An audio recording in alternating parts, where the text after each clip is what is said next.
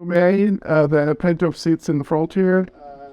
Have a seat, enjoy your we're about to start. So, my name is Salve Nielsen. I am the current chairman of the Norwegian Chapter of the Internet Society. We are happy to have the new awesome cooperation today to bring you some interesting conversations and to introduce you to today's events schedule. I would like to introduce Steinar Grøtterud, who is one of our board members and first of all the persons when you really made that happen today. Steinar.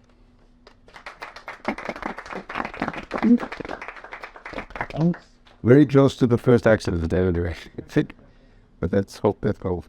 First of all, ISOC Norway is extremely pleased to have this workshop together with and listening now, because this is one of the few seldom times I'm saying the correct name for ICANN, the Internet Corporation for Assigned Names and Numbers. Just make a mark of that, ICANN. And together with the Norwegian Association and Law and IT, and we are also very proud to have our sponsors, ICANN and iq. So I think to applaud them. Thank you very much. Before I start this event, I have to do.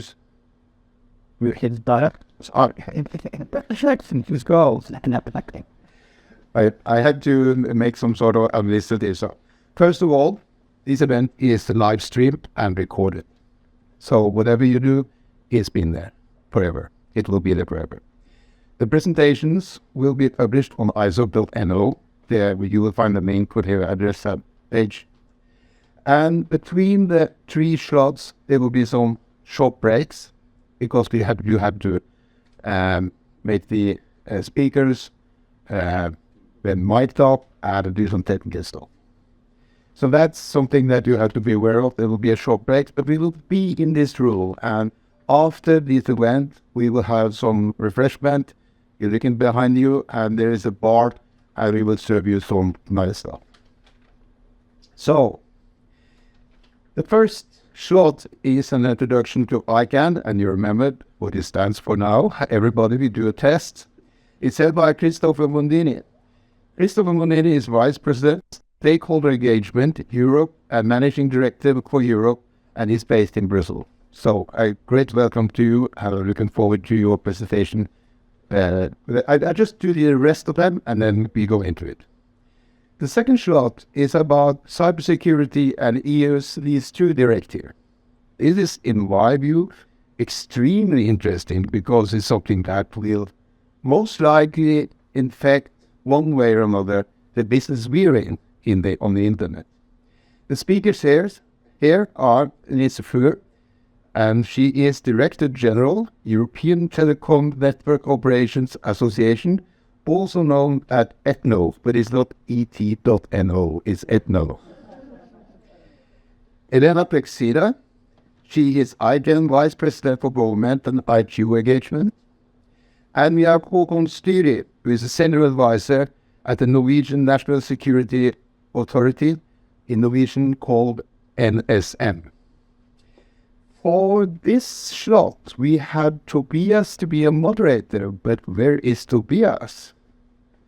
Good question. He's coming? Okay, that's good.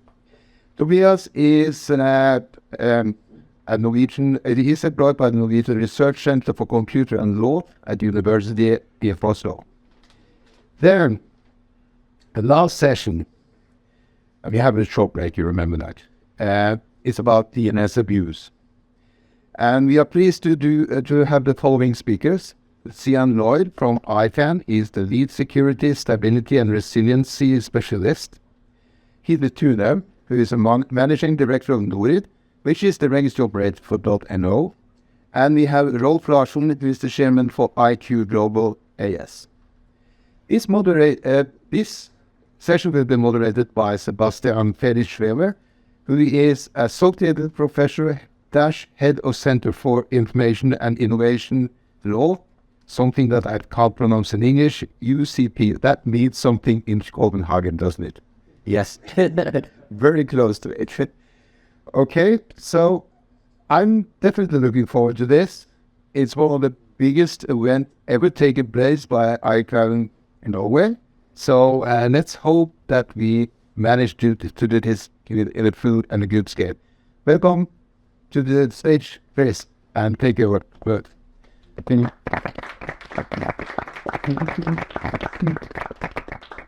Very quick notice, by the way. We have a recording of the room sound also, so if we can be very quiet, it would be awesome for the recording on the stream. Thank you. My goodness, I feel a little bit like I'm on a karaoke stage. But luckily for you, it's not a karaoke stage. I'm very grateful to be here.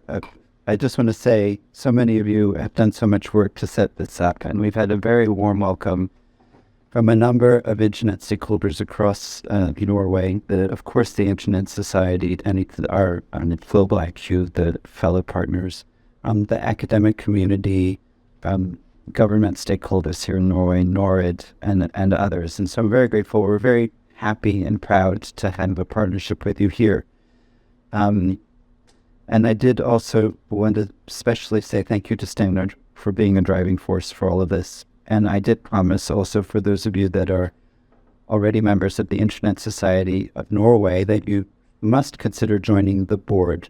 And I promise to help recruit for the board of the Internet Society of Norway, and it will be a very valuable experience if I do so.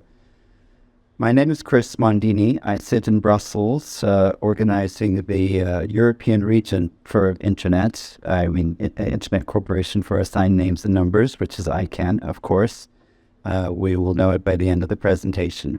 And I've been with ICANN for about 10 years. I started out in the United States, working in the California office. At one point, there was a Silicon Valley office.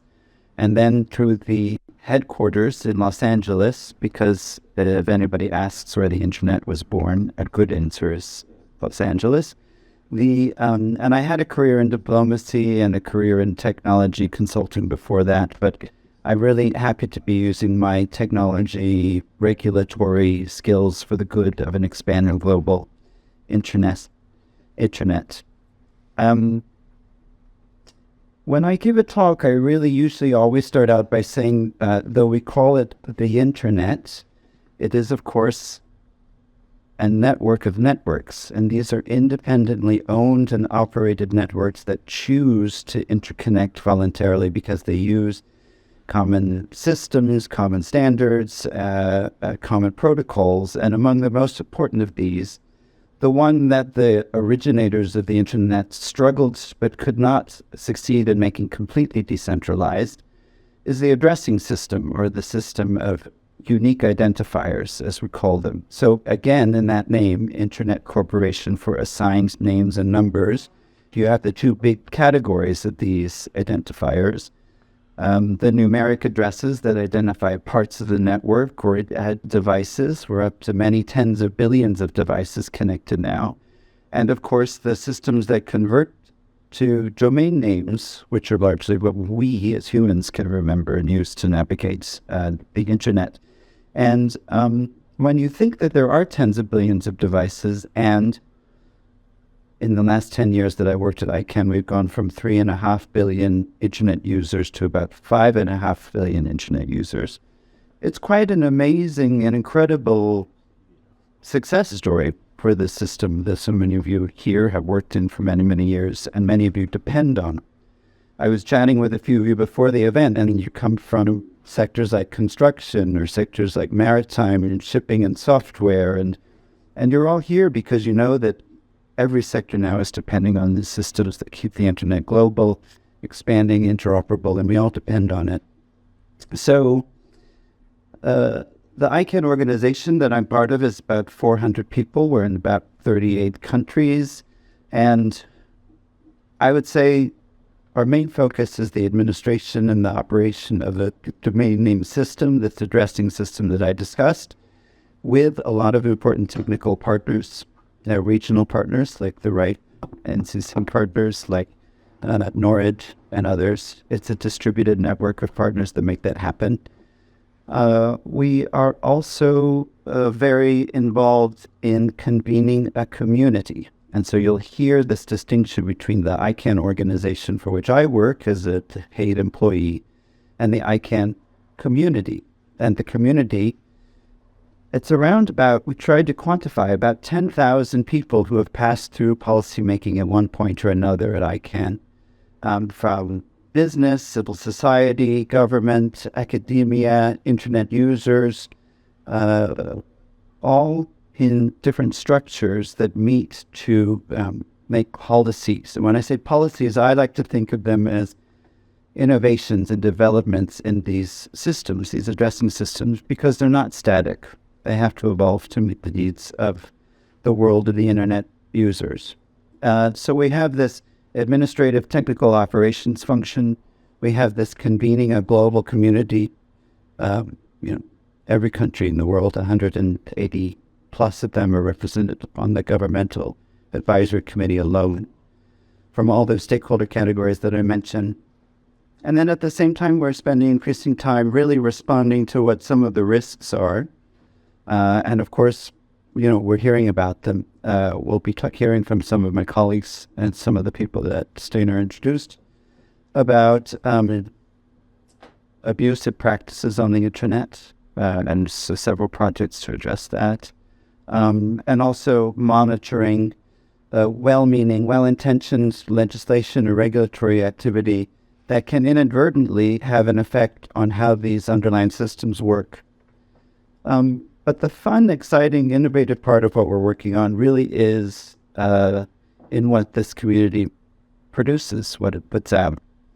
So in the coming months, you'll see a further expansion of what's called the generic top-level domain space. So these are sitting alongside the well-known country code top-level domains, and have it sit in 2012 was the last time there was a big expansion to now more than, I think, 1,500. So in earlier days when there was a .net or a .com, these are now joined by .coffee, .guru, .xyz, etc. And finding ways to make these registries available for those that would like to have a community or a presence on the internet is something we're working very hard on, and that we as an organization are convening the community and making real.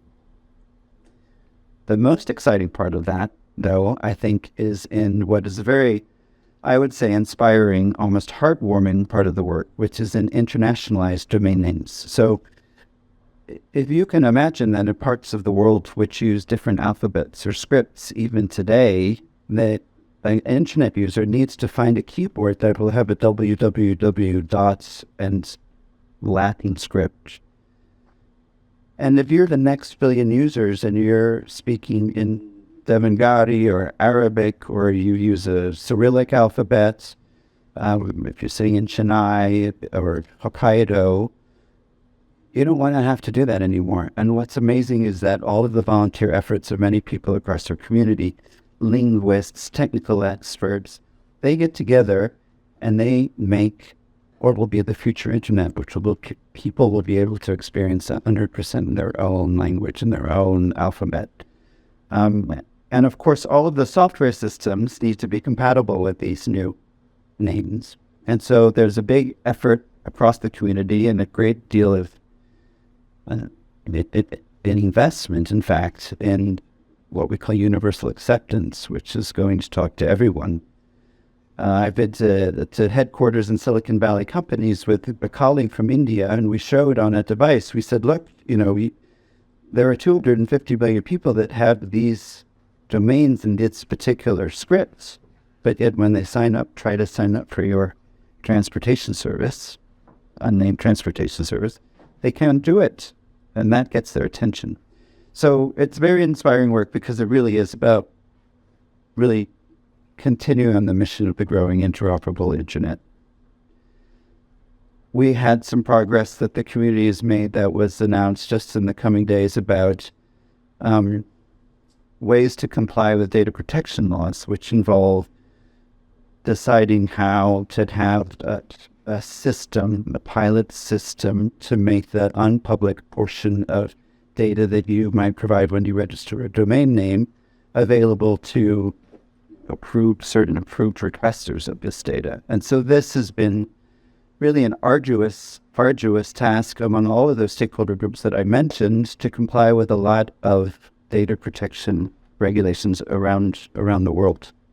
And again, it's important work, and it's all in the service of keeping the internet expanding and keeping it growing in the service of users. The Global South, I talked about the linguistic aspect of it, but there is, of course, the technological and network aspect of it. We've worked with the Internet Society to encourage the installation of internet exchange points in Africa, for example. These are places where these networks that I described come together and where the boundary lines where the data gets exchanged.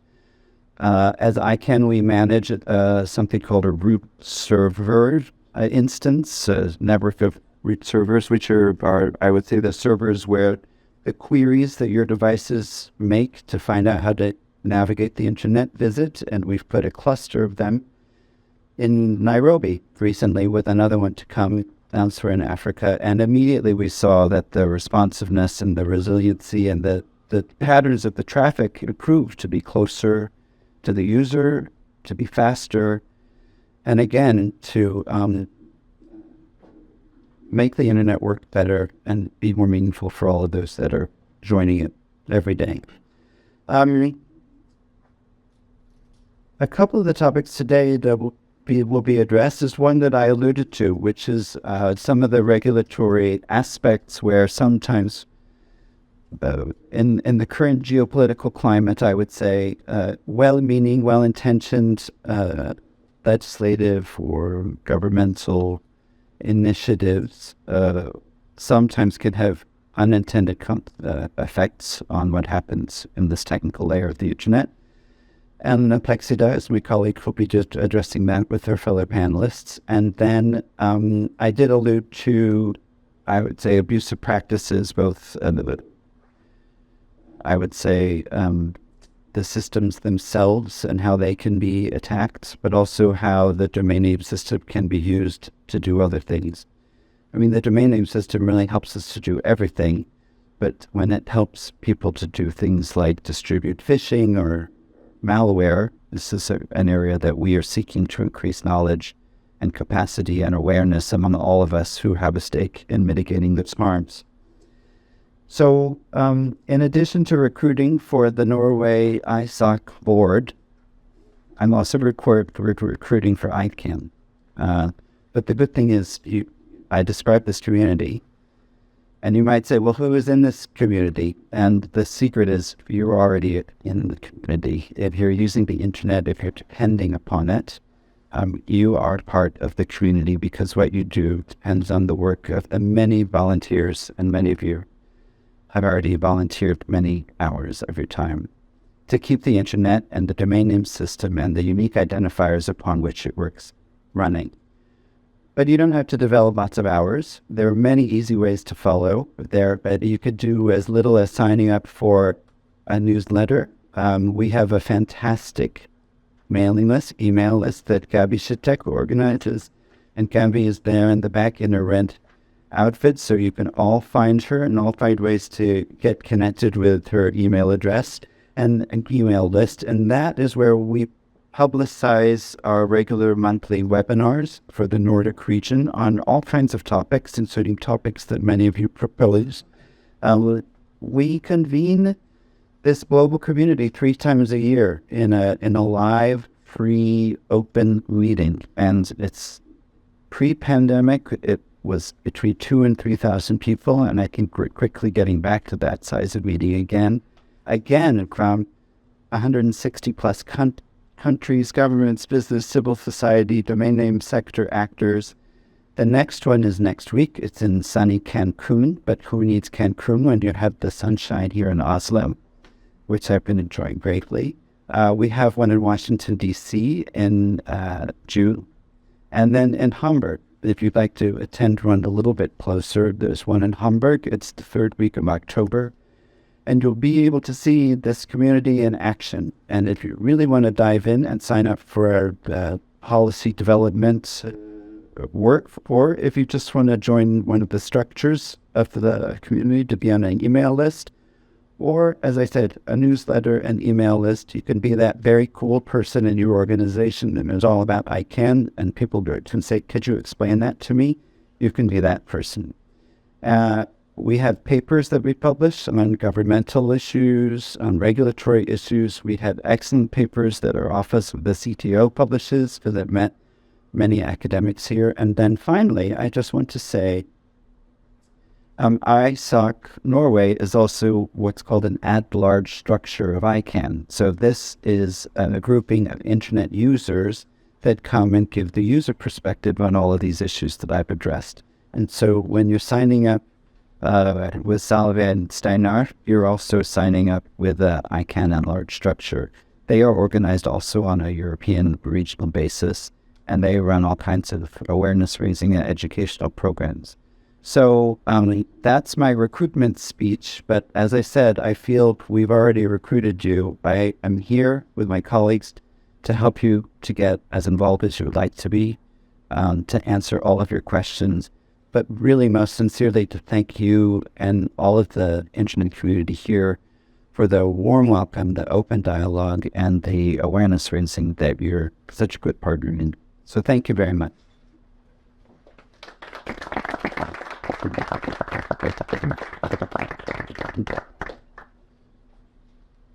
Thank you very much, Chris. We do have some opening for some questions, so anyone that wants to know about some acronyms?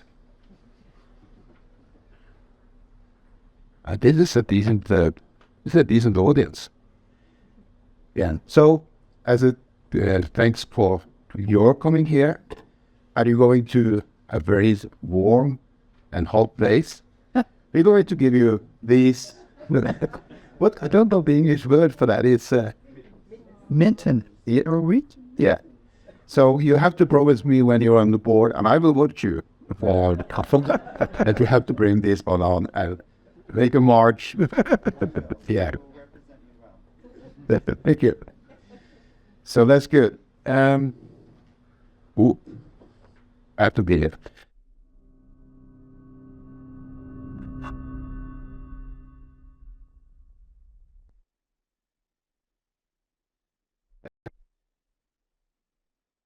So we are ready to continue. And we are shifting a little bit of focus. We are shifting the focus on cybersecurity. And as you will know, the internet wasn't really designed to be secure, but cybersecurity has become an issue over time and is increasingly in the focus of both ICANN and other organizations. And by other organizations, we can perhaps also include the European Union, where there is regulatory effort going on to ensure cybersecurity. And I think it's interesting to have this double perspective on both ICANN and as a global organization and the European Union as a regional organization, but also the different modes of regulation where you have traditional governmental organizations and then this multi-stakeholder perspectives meeting each other. And so for that, we have convened an excellent panel to talk about cybersecurity and the EU's NIS2 directive. And we'll hear in a few moments what NIS2 is all about. And the first person to speak about this is Lise Fuhr, who is Director General of the European Telecommunications Network Operators Association, also called ETNO. The floor is yours. Thank you. And I will bring not only the internet perspective, but of course the telco perspective, because I work for the telecom operators. And as you might, I don't know if you know ETNO, but just very briefly, ETNO are a European trade association, and we represent 70% of the investment in infrastructure in Europe. So our members are big telcos like Deutsche Telekom, British Telecom, but also Telenor, TDC in Denmark, Telia in Sweden. We are having members in all European countries. And of course, as telecom operators, we're also subject to cyber attacks because, of course, a huge part of the critical infrastructure is telecommunication. And we do exchange a huge amount of data. So the internet runs on the telecom infrastructure. But as I would like to discuss with you before we go into NIS2, what we see is that cybersecurity and cyber threats have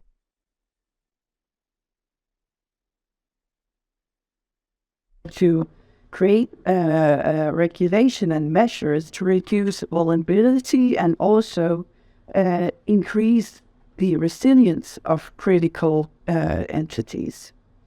So I know not everyone is happy for the NIS2 directive, and of course NIS2 is not perfect, but to me I think it's an important part of regulation. I think it has the goal of achieving a high level of cybersecurity across the EU member states. We had the first NIS directive that showed to be difficult to implement, creating even more fragmentation than was meant. And actually the enforcement of it was a bit difficult. So now we see a new directive, which is strengthening the security requirements, also trying to address the security of the supply chain, and streamline incident reporting obligations in all membership countries. We will also see there are much more stringent supervisory measures and stricter enforcement requirements. This is not to stand alone. We will also have the directive on resilience of critical infrastructure coming up. So there are a lot of regulation on cybersecurity coming up in the EU. If we look at the legislative process, you can see the timeline here. I'm not going to go into depth with this one. The slides will be available for you if you want to look at them after this presentation. This is originally a 30-minute presentation that I'm boiling down to 10 minutes because we want to have a conversation with the panelists. So, well, if we look at what's happening now, we have a directive, but that directive needs to be implemented in the member states. So it's not a done deal now. Now the national authorities need to transpose it into national laws by October 2024. So that would need to be done. We'll see that ENISA, the European Cyber Agency, will also have guidelines that they will publish. And also the Commission will have the Delegated and Implementing Act. And this is important, especially for TLDs and DNS services that will be specified in an implemented act. If we look at the NIS2, I'm not going to talk to all of these things on the slide, but very quickly, there will be an improved cooperation at EU level. We need to increase the trust between the competent authorities. They need to work more together. We need to facilitate information sharing between the competent authorities. And also, there will be rules on how to handle large-scale incidents or crises.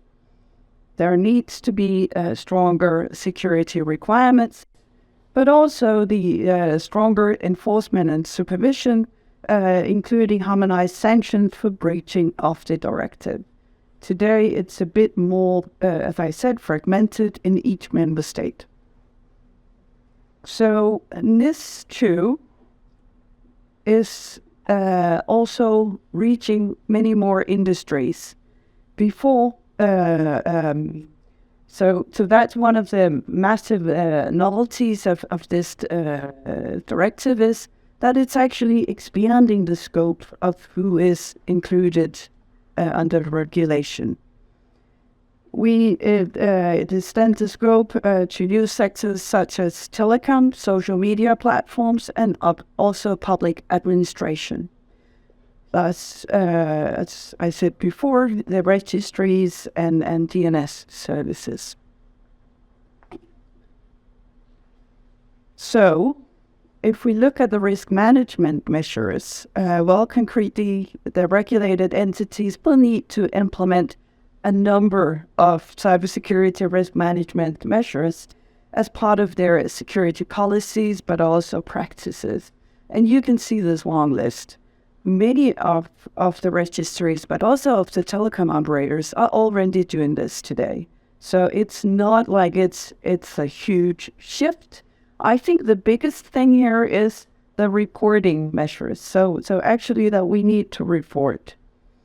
So if I look at the reporting obligations, well, when there is an incident of significant impact, you need to report it. And how do you define significant impact? That is to be seen, but it's more if it stops the services that you're providing, or if it has a huge economic impact on your company, then you'll need to report it. Also, the cross-border reporting is important. If you have an incident that is affecting more countries, you will need to report it to, of course, the member states that's affected, but also to ENISA. So there is things that needs to be taken into account. You need to have a response plan. You need to know what to do if you have a cybersecurity incident. And again, as I'm saying, many of you already do it today. Many of the companies that are affected by that are using the internet or having critical services, of course, you know how to deal with cybersecurity. If we look at the telecom operators, and we don't see this as a revolution, we see this as an evolution, because we're already working with many of these measures. Many of the countries, many of the member states already had rules that are in the NIS2 directive in place for the telecom operators. I come from Denmark. I know DK Hosbalstad had requirements to actually comply with ISO 27001. And so therefore, much of what's in the NIS2 is already taken care of there. But what we see as a development is also that it's widening the scope, so the full value chain is in focus here. And I think the value chain is important for all of us, not only telcos, also for other internet players. And if I look at the internet infrastructure, as I said, this regulation is very explicitly regulating the TLDs and the DNS servers, even the non-European registries that are offering services within Europe.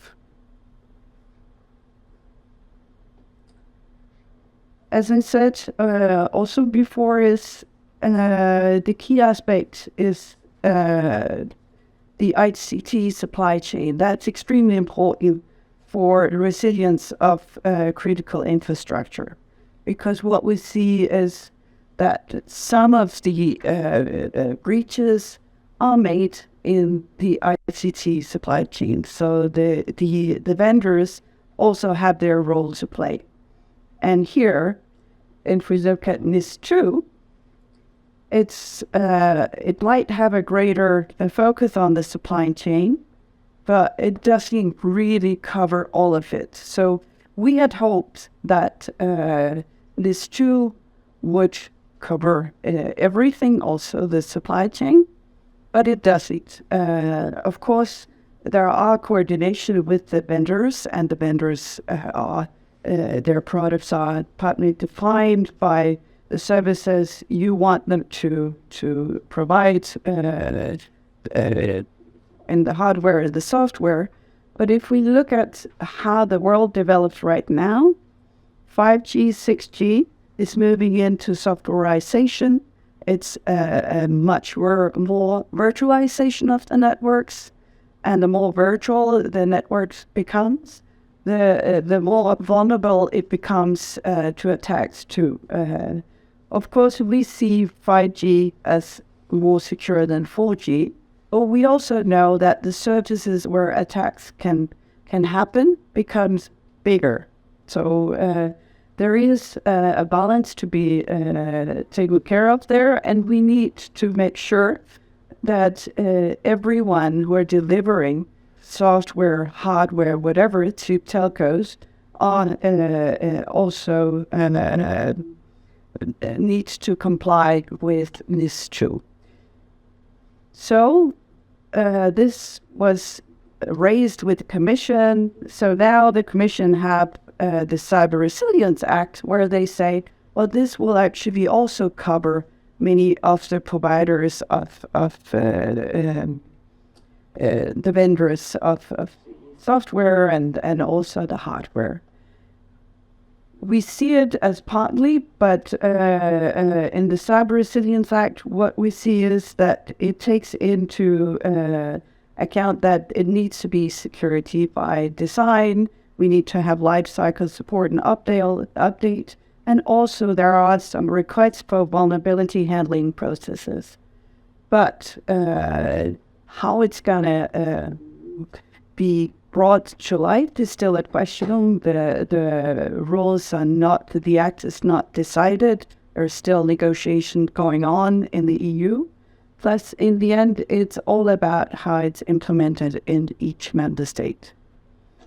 So that was a quick introduction to NIS2, but also the Cyber Resilience Act. Thank you.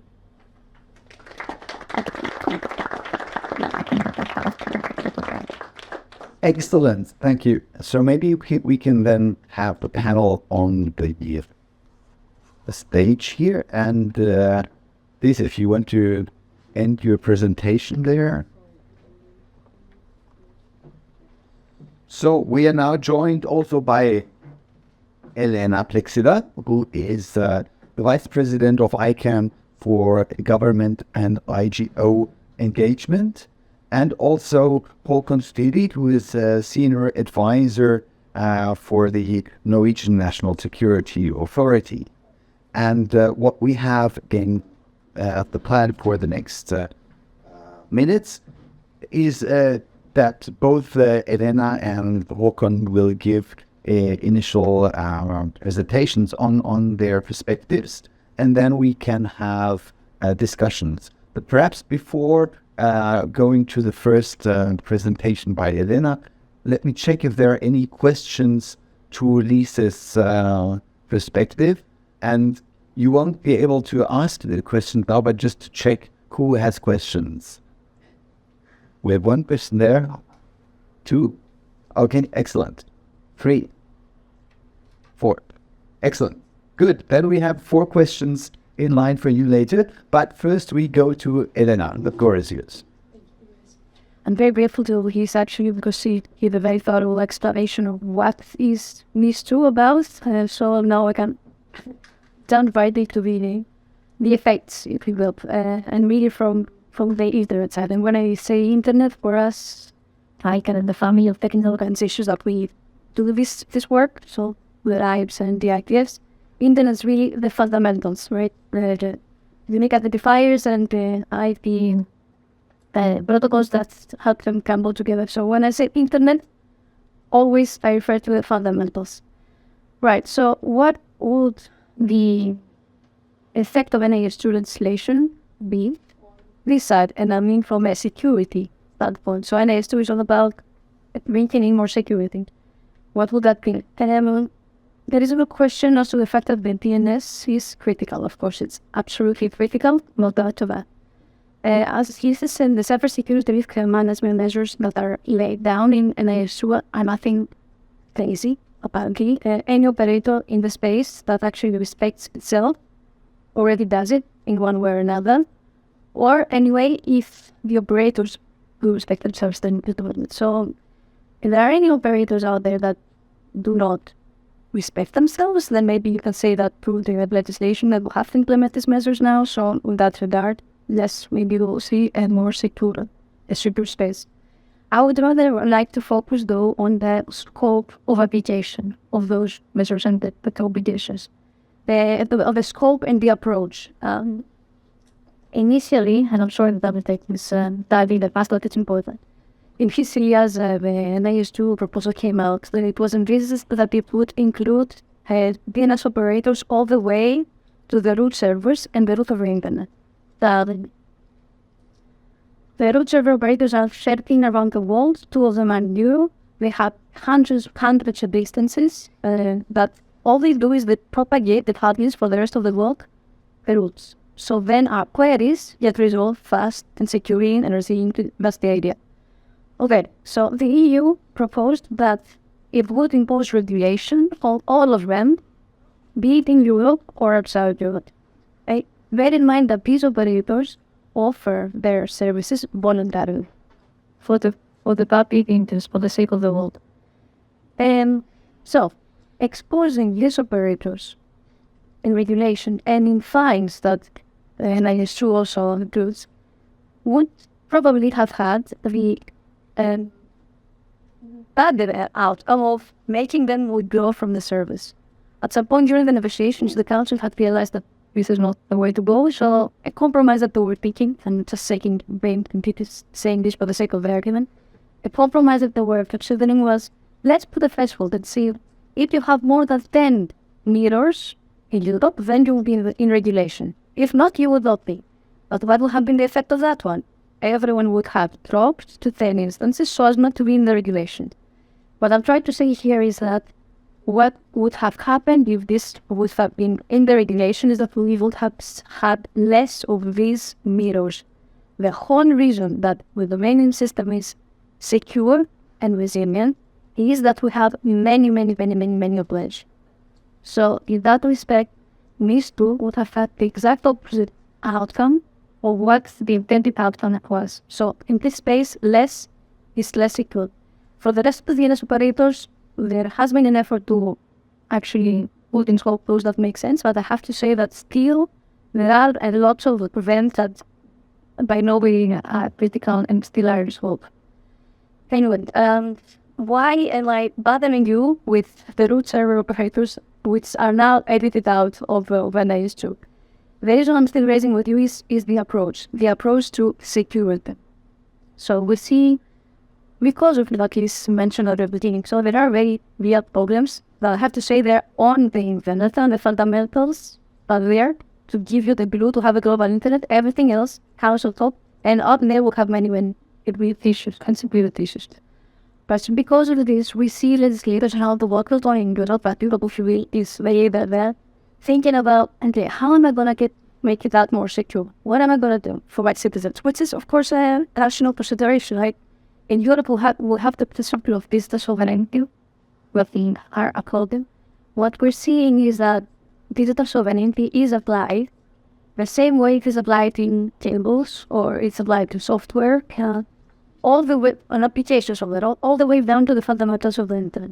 And the point I'm trying to raise here with you is, if you want it to be more secure, you have to do the exact opposite. You don't do this when it comes to the fundamentals, because then you make it less secure. You will create one single point of failure. No, but in this case, you have to think in the exact opposite way of when you think about other kind of things, of security products, for example.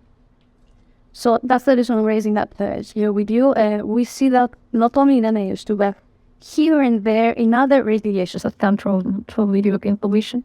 Another area where we see that is standardization. In different regulations, again, here and there, you see this approach coming into play. So we have to do our own. We have to put in place our own standards, and then the world will follow, which makes perfect sense for the single market. You have to have products in the single market that are secure. Should be fine. This perception, this idea of doing standards, though, comes into our world, into the standards that the ITF is making. These things either are considered globally, agreed globally, and then they work globally, or you just have your own part of it. Bottom line, this approach, when it comes to the fundamentals, right at the end, risk the very fabric, the glue that keeps the internet together, let alone its security. That's my initial comments.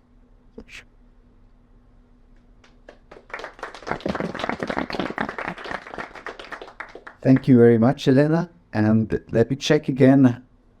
Do we have questions for Elena coming up later? 1.5?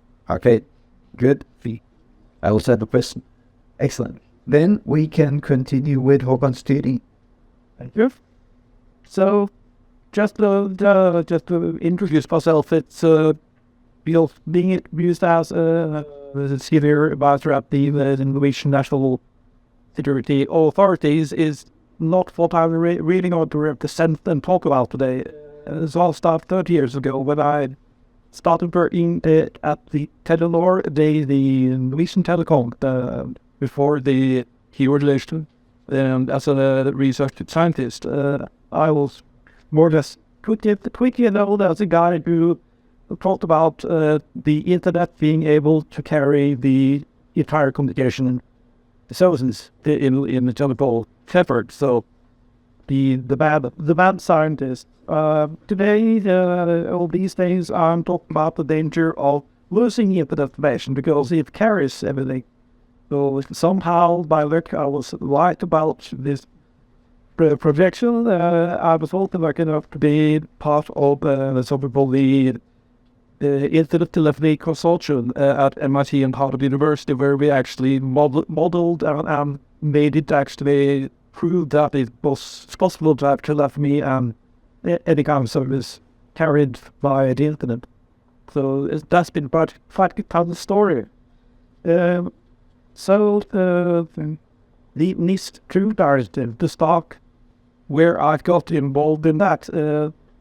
In 2004, the European Union started a program called the European Program for Critical Infrastructure Protection, which then was proposed as a directive in 2006, and it was confirmed. It made a directive in 2008. In 2006, I started working with working groups and expert groups in 2005 doing this, and when the proposed directive was published, it was 11 sectors. That was critical infrastructure. That number is quite important because the NIS2 directive have 11 sectors that are essential, and the CER directive, which is the resilience of the critical entities, have 11 sectors that might be critical entities, so they kind of match up. But that was not the case in 2008 because the proposal from the Commission was reduced to 2 sectors. It was energy and transport, and that's it. And the threshold was quite high, so it was all the services involving 2 or more member states. It ended up with being really too strict. And I joined an expert group for the ICT, for information technology, trying to find out, can we join this FCIP directive with the lower sector? Quickly we found that this was actually, we had as Lise mentioned, we had most of this implemented already because the FCIP Directive was very focused on incident response. And our sector was more focused on preventing incidents. So after a few years of discussing, ending up with suggesting things that made the European Commission create.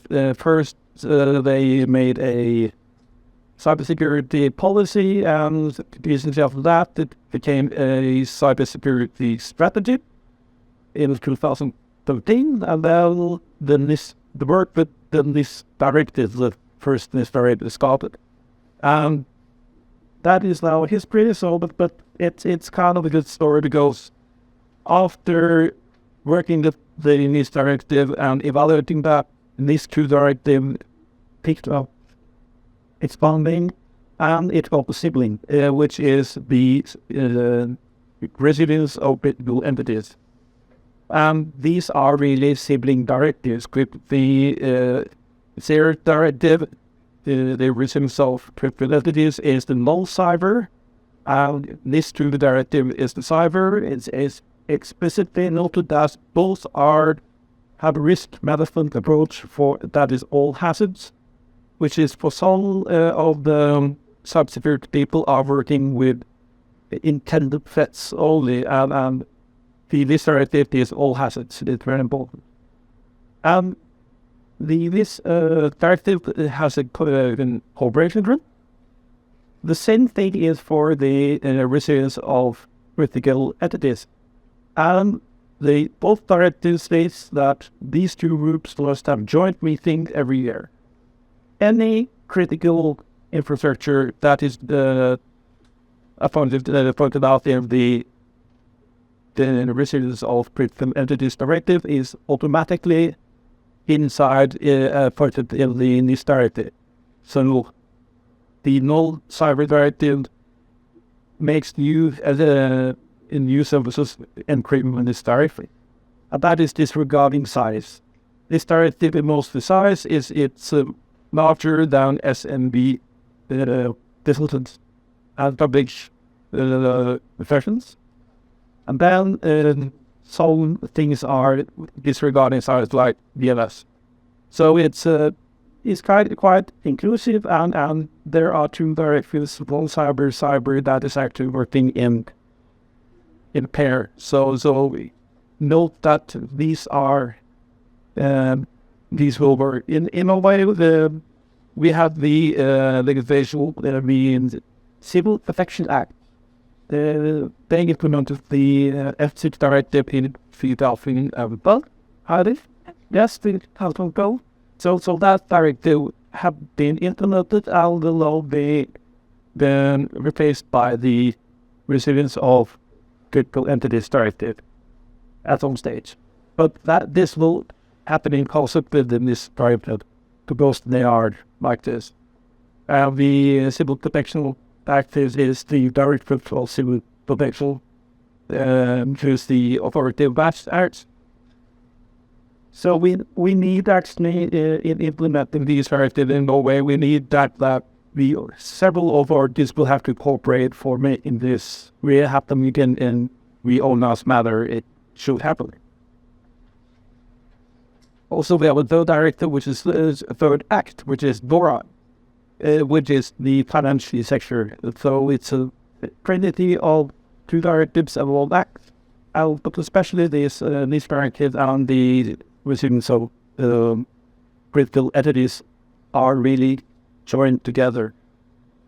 Though preventive security measures are more or less included in risk management, the risk management activity. And the risk management activity is defined somewhat differently in the Resilience of Critical Entities Act and the Resilience of Critical Entities Directive, these directives. That is clearly compatible. Both directives will have a form of they are specifying followed for strategies. So we will have to have the cyber security strategy with in performance with the described article. What is it? Think I think. I will say with the resolution of critical entities directive will also have to have a critical infrastructure strategy. So and they are quite similar. So we will have a new strategy, and that will be strategy. These covered most of the things here. So going into details.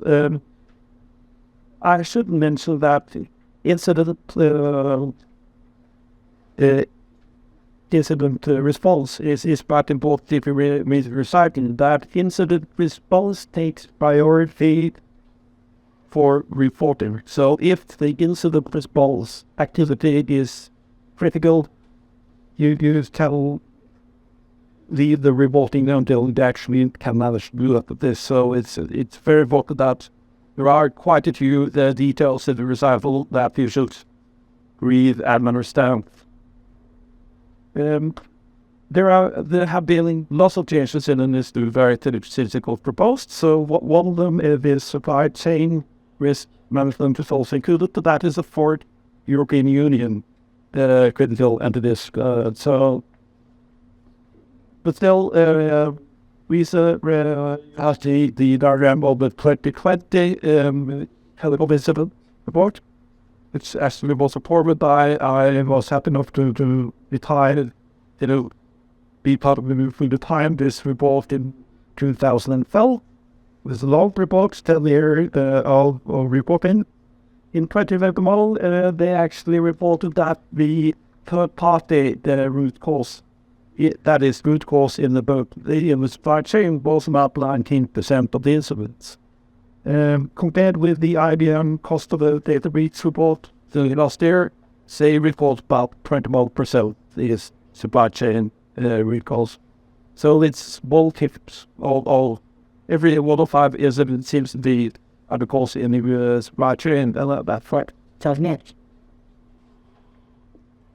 So. Well, and also that the Cyber Resilience Act, which is coming, it's still in discussion.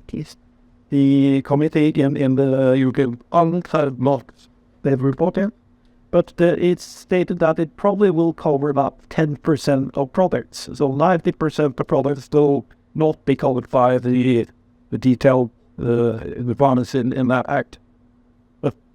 This will be quite a good set of regulation that in security. I think that's probably is left short. Yeah, and it's Excellent, Håkon, thank you very much. And this means that we can now start discussing both in terms of discussion amongst panelists, but also with the audience. And perhaps I can start with some of the questions that were formulated in your minds after Lise's presentation. Can we start with some of these? I saw some hands. I go first. Oh no. We have people on Zoom, I think, so. Oh, I'm so sorry about what I'm about to ask. You can see I'm young, inexperienced. I usually don't do much in the realm of security, and made me question to both really. And also Lise was taught to Lise as well. Thanks for a great presentation. A lot of interesting stuff. I'm learning at breakneck speeds. Like, be patient with me. Because the internet is a global thing, right? There's it's a global corporation. There are a lot of voluntary actors in here. Security, traditionally a national subject, right? The EU typically, traditionally hasn't been very involved in matters of national security, so there are some counterpoints as to why the EU should be regulating this, right? But what are the what is the EU's stake in making this a directive and regulating it on an EU level? What's the interest and what's the driving force behind that particular work in a broad sense, is my question. Perhaps all of the panelists can say something. Well, I could give it a first go, but much of the EU regulation is about creating a base level. So a level of security here is by harmonizing the countries. Telecom operators have been regulated by the EU for many, many years. Now what I see is that they want to create that baseline for the ecosystem as such. On the telco side, we've had specific regulation before we were in this involved. Now we are part of the NIS directive, NIS 2, but only in the second round. But there is still have been for a long time security regulation in the telecom regulation. So I think you're right, it's a national matter, but now with the cybersecurity threat, it has become global or European. Well, I can just add on that the NIS directive is a minimum directive, so any member states can hand on to whatever relation they feel it's required. That is one aspect. The other aspect, which is mentioned, that it is harmonization, that actually we use the same standards, we use the same language for describing risks, we use the same method of trying to express risk. And if you again read the recital to the directed preamble, you'll find that any questions regarding national security is exempt. So the member states will not have to reveal any national security information.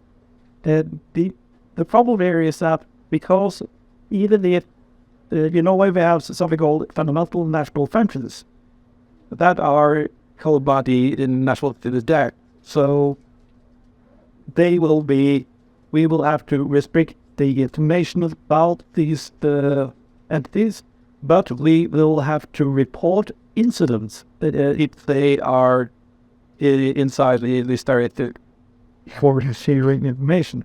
So that is actually, it will be somewhat difficult to actually make this happen in all member states, because every member state has some small varieties of national security acts. So, but I think it's possible to work about that. If the thing is information sharing, that we share information about incidents. Thanks. Elena, you want to add something on that, or should we could proceed to a question? Yes, please. Okay. There were some people also that wanted to ask a question regarding Elena's presentation. If we want to proceed there. Come on, people. I already set the bar real low. No, you didn't. It was a relevant question.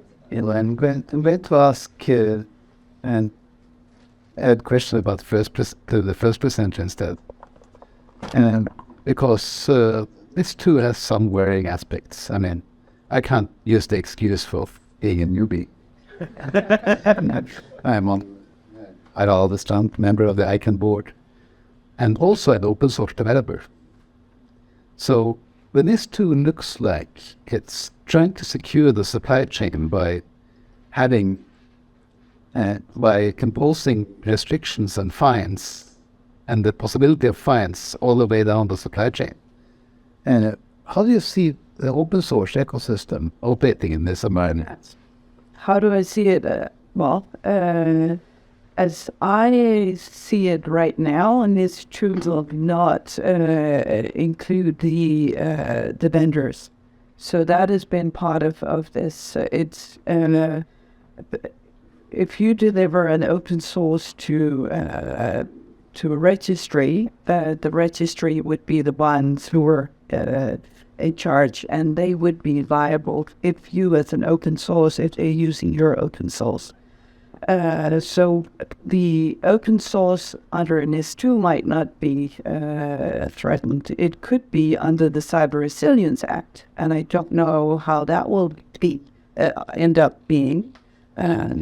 So, and I do understand your concern on open source because that's done on a non-profit basis. But the bottom line of all of this is that when you use anything in commercial terms, you need to be responsible for what you do.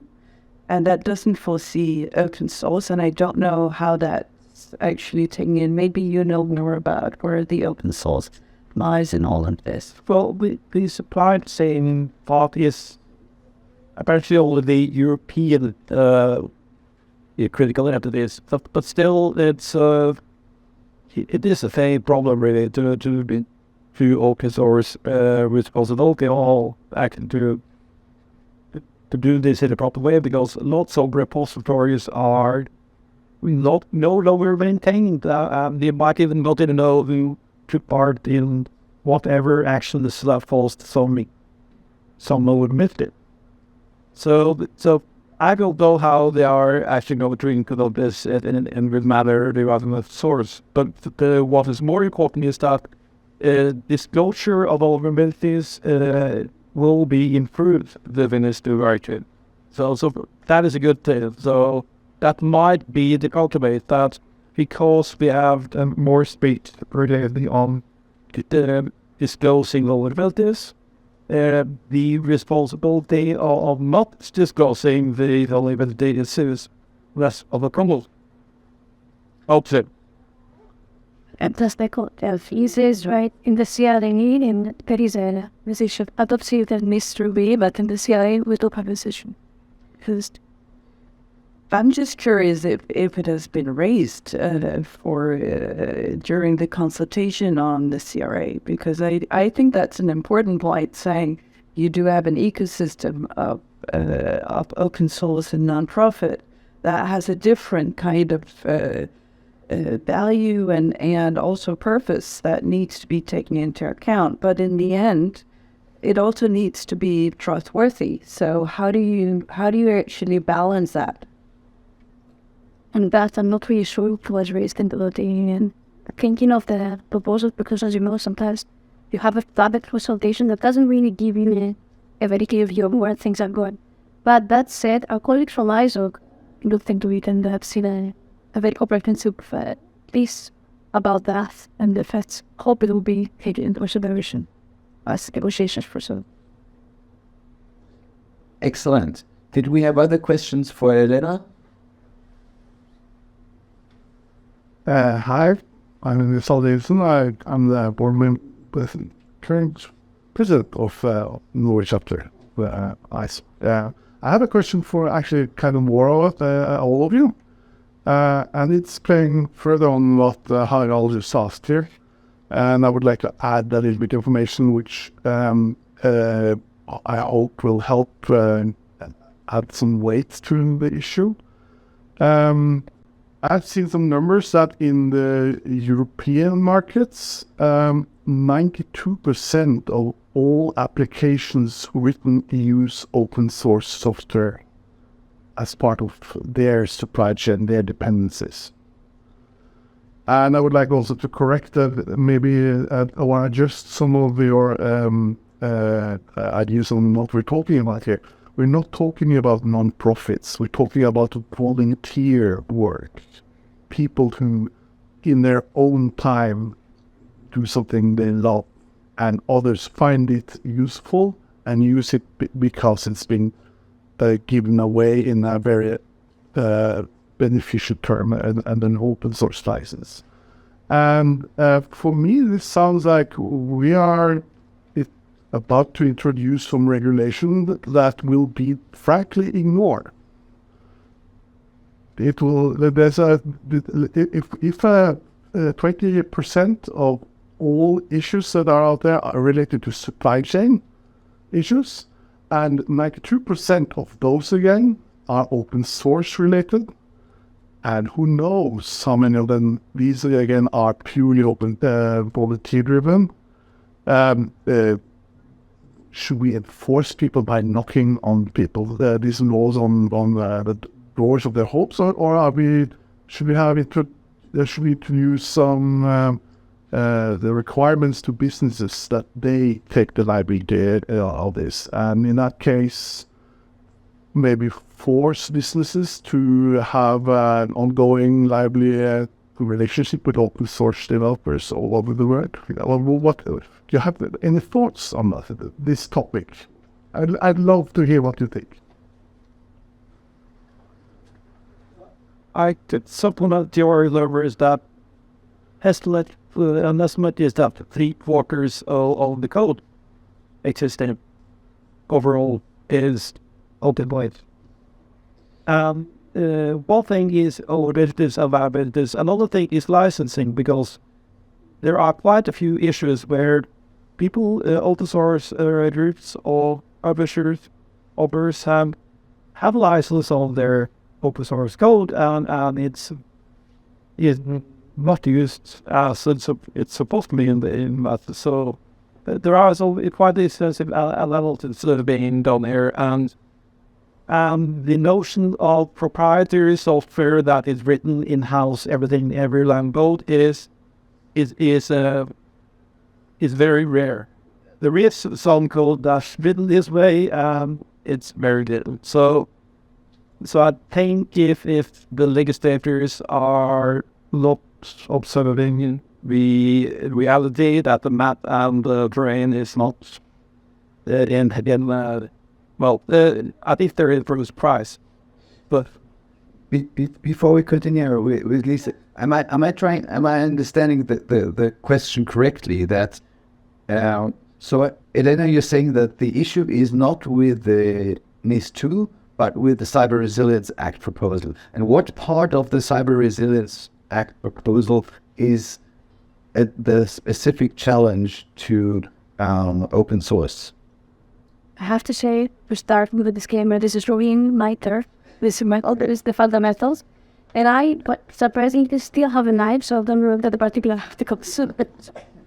I didn't know that. No, I don't. I don't have the specific. It's more that we know that the Cyber Resilience Act is going to also include the vendors. But here, the vendors are seen as commercial part. And I completely understand, and sorry for calling it non-profit. It's volunteer work, much of the open source.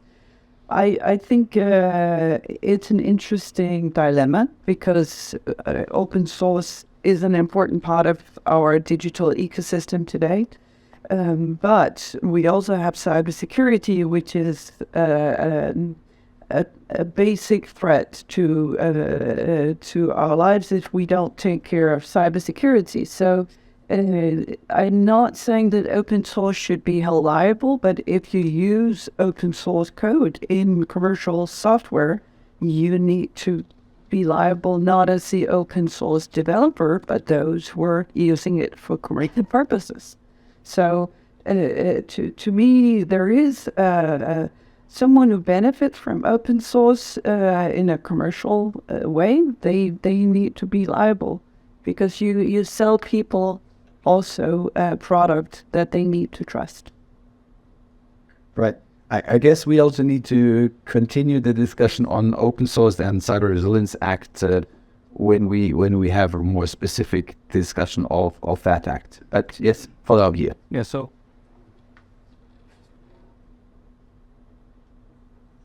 Hans-Petter Warning from the Right NCC, and there was a question here of whether there had been any comments to the Cyber Resilience Act regarding the open source problems, and yes, there has. So Right NCC has submitted our comments on this, and we have consulted with our community, which has an open source working group, and several of these issues have been listed in that. So the Commission should know about this. I think there are also 2 or 3 other European responses that raise the same kind of issues.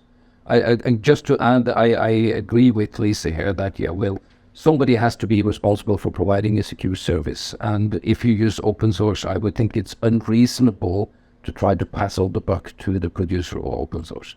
But then on the other hand, we use open source for DNS resolvers, which are volunteer or organizations, but we also use Red Hat Linux or things like that, where it's a huge commercial group back. So it's one size fits all doesn't really make sense here. Thanks. Next question. Yes, Steiner. Yeah, this is Steiner. I believe on my day job hat on, and this is somewhere connected to domain names and internet based on domain names. My reading of the NIS2 is that it will involve more entities than the NIS1 or the NIS directive. So we know that in Europe there are very many of the new generic TLDs are based in Europe because of tax rules and regulations and etc. And they have to adopt the new directive whatsoever. The registrars has to do something, even though they are not ICANN accredited, maybe they are just national accredited, etc. The ISPs must do something. So my question is, what sort of revolution will come? Because there will be changes. How much will that affect the business? Will it actually be feasible for the entities that today are in operation? Will there be entities that are saying, no, I can't do this anymore because they're too strict and the fees are too high. I can't risk it. I'm turning down the business.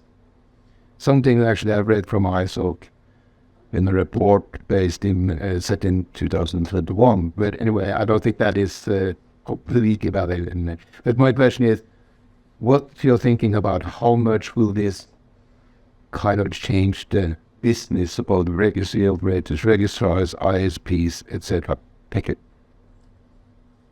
I can take that in how there's way to complement. It is true it is very different compared to NIS1 in the sense that NIS1 already included DNS operators, but it was up to the EU member states to look into the jurisdiction and say, okay, we think that this is essential, that this is not essential.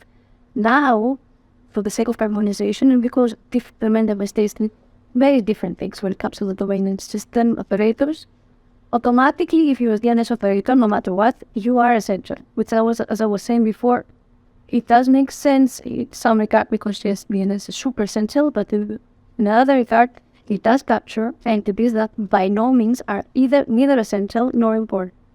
So, yes, for those operators, it's probably going to be an extra burden to go through, as I was saying before, basic cybersecurity measures everyone should be doing. The reporting obligations, though, are coming on top of that. And what you mentioned is the key here. Similar with the GDPR, what was the issue that made the GDPR so big? The fines. Here the same. So maybe for small operators that are not critical, not important, can be an operational burden. I don't know about that, I'm not sure.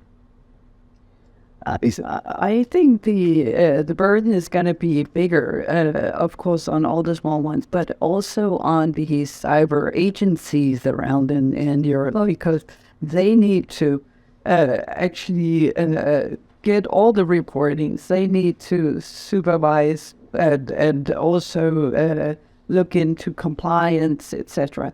There is going to be heaps of issues on getting this system up and running, but I think in the long run, it will make it better, and I hope it will find a balance where it's not overly burdensome, but more at a level where we are creating more trust in our digital ecosystem. Just to give you a sense of the size and scope, there are millions of domain names registered only in Europe, and the authorities will supposedly have to be receiving a report from all of them short of the... So yes, this will be exciting to see how this is going to help us. But still, that threshold of all reported, how severe is the should be defaulted around how much is management and how many security measures are they being imposed on these. Yeah, that will be, of course, very important, because if the operation group and the NISA and the Norwegian Commission, if is raising the bar at the reasonable level, the threshold is not too low, it probably will work out. If they are too strict, you have to report small incidents, do a lot of risk management and lots of security measures. If it could break out, it will be too much. So some of these details in the directive have not been worked out. They are to be decided later, which is also the resilience of critical entities directive. The list of what services, what functions are included will be decided by the European Commission in November of this year. So the list is not, it doesn't exist, of what services are going to be what is critical infrastructure regarding that non-cyber directive vote. So we have to see how the coordination with how they are decided. I hope they are reasonable for. One last question there.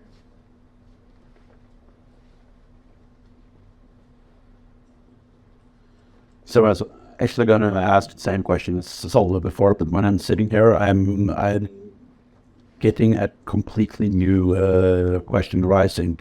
And I'm not particularly familiar with this regulation. What I have done is I've been working on the DSA regulation and the CISA regulation. And what I'm hearing here is one of the problems that I'm worried about, actually. There doesn't seem to be some overarching, comprehensive thoughts going into this. It seems to be so siloed approaches. So a lot of entities are going to fall under several regulations. And I realized I'm probably going to send a question to you that might result in some just holding your hands up in the air and wondering, but I'm going to ask it anyway. Do you see, how do you see all these regulations coming in together and not necessarily being coordinated? How do we approach this? How do we approach this? How do we approach this? What I can say is that I know that the member states are at least at some extent aware of that, because in particular when it comes to the NIS2 debates, at first they spend a lot of time thinking about that. But how does GDPR come in? How does the one come in? How does the other come in?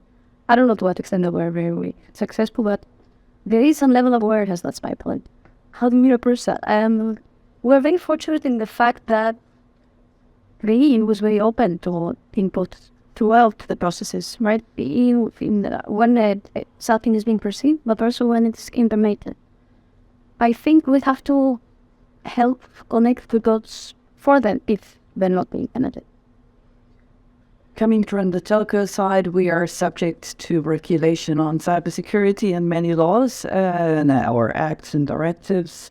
We find it concerning, but we hope that it will all be solved in the final member states, because that's in the end those who are actually the ones making this into actual regulation.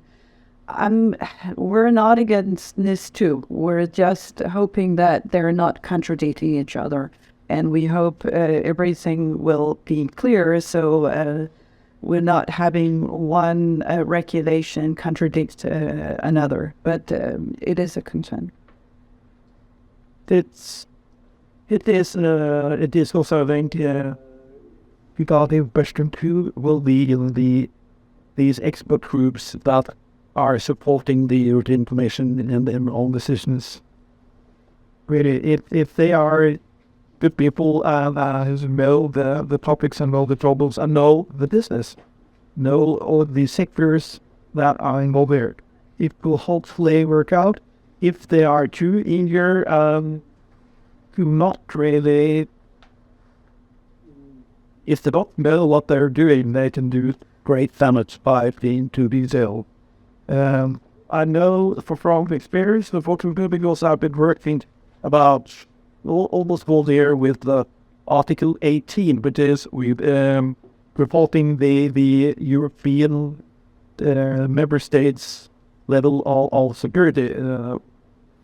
That Elena is quite eager because this is an opportunity to collect lots of information about the cybersecurity level in the member states, and the people who are participating in that working group is, but for me, we are protesting the number of items that have been collected, but the amount of data that is being collected is too much because for member states, this is it costs money.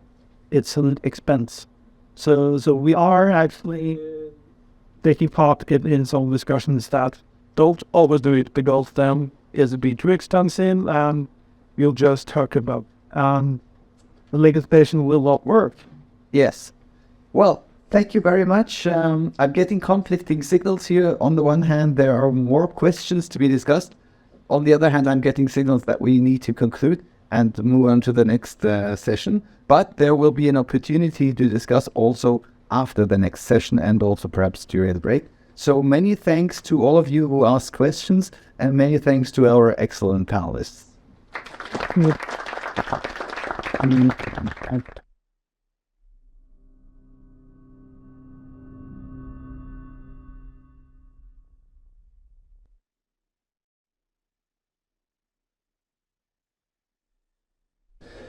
We're talking about DNS abuse in the second session, a really, really important topic that has gained, I think, also politically much more visibility over recent years. And we'll hear three very interesting and somewhat different perspectives. First from ICANN, then from the national CCTLD here in Norway, Norway, and last but not least from iq.global in terms of how to handle abuse.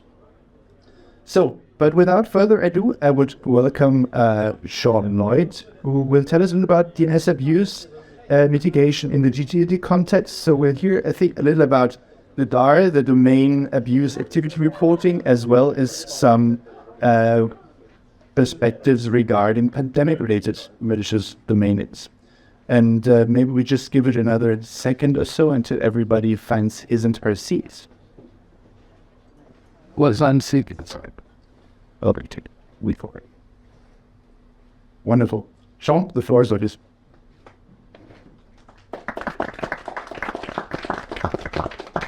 And she. Yeah, what's that? So my name's Sean Lloyd. I work in the SSR team within ICANN's Office of the CTO. And as has already been said, I'm going to talk about two projects that we work on that both look at abusive domain names, but in slightly different ways. Okay.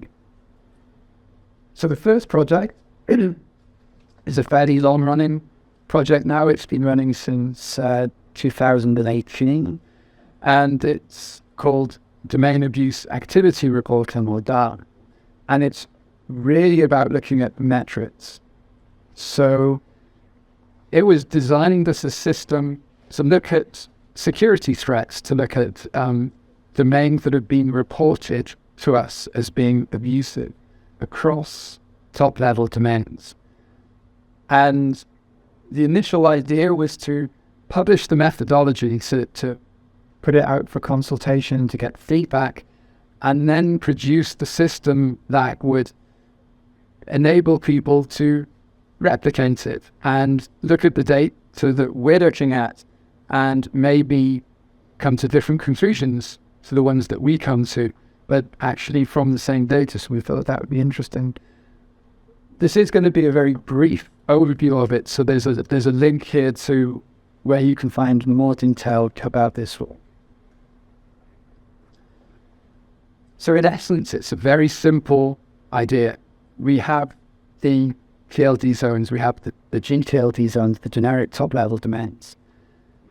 And we can subscribe to reputation block lists.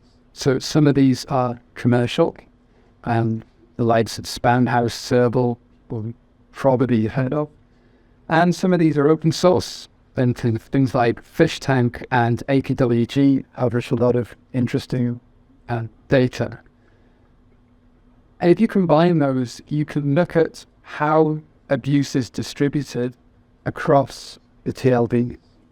And because we know the size of the TLD, and so we know which domains are actually present in them, we can normalize those figures so we can account for the different sizes of the domains involved.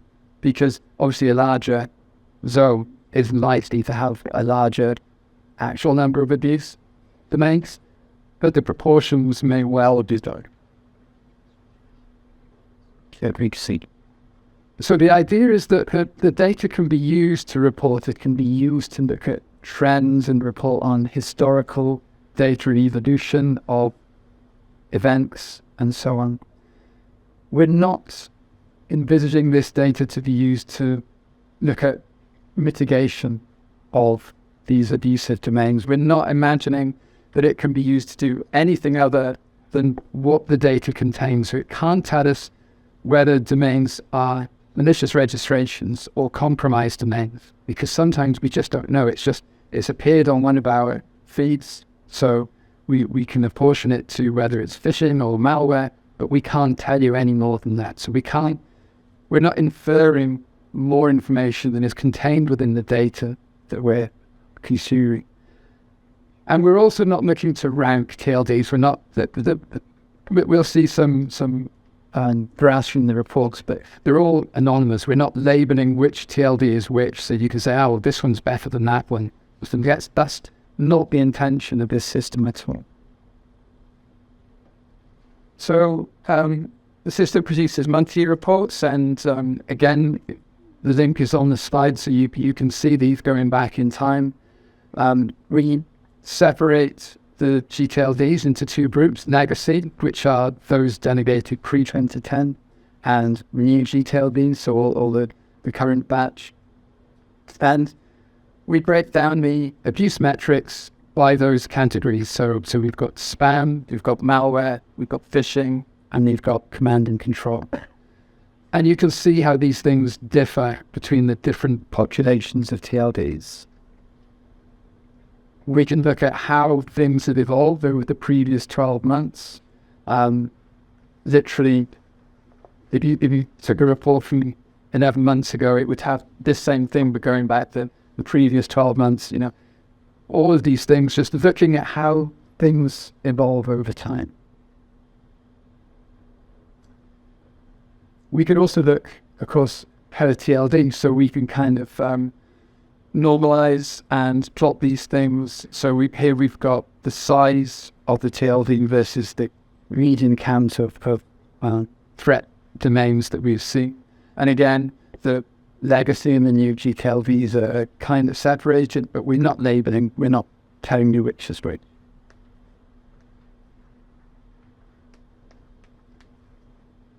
So the monthly reports all have the 12-month graphs, but because we've been collecting this data, we can also look at longer-term reports, longer-term trends,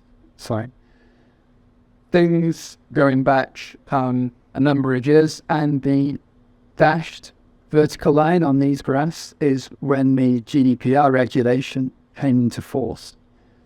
Because there was a lot of concern at the time that without WHOIS data, that people wouldn't be able to find and discover abusive domains. And so the problem would either rocket or would disappear completely, simply because you're no longer able to discover these things. And from what we saw in our data, there was no kind of discontinuity at this point in time. So we don't think from this, looking at this data, that there was any big change happening at that time. And again, we can break it down by the different categories as well, so we can look at how each of those has evolved over time.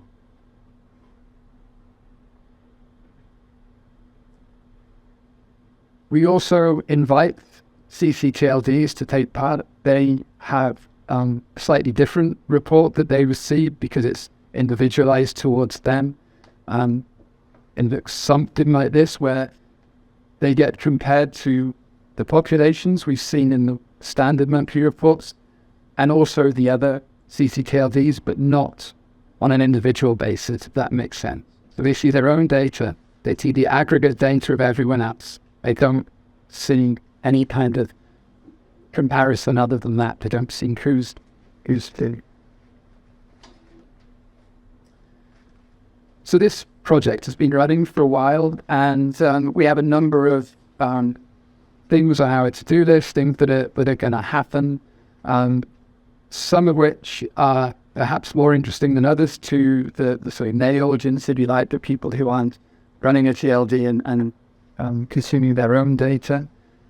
So we're looking to add information on uptime of threats. So how long are abusive domains active for before they're mitigated in some way, either suspended from the zone or the malicious content data. We're looking at differentiating between malicious registrations and compromised domains, because those could be seen in very different lights. For instance, the mitigation path that you might take is very different if you think that a registration is malicious compared to if you think it's a legitimate domain that's been hijacked and had malicious content placed on it without the knowledge of the registrant.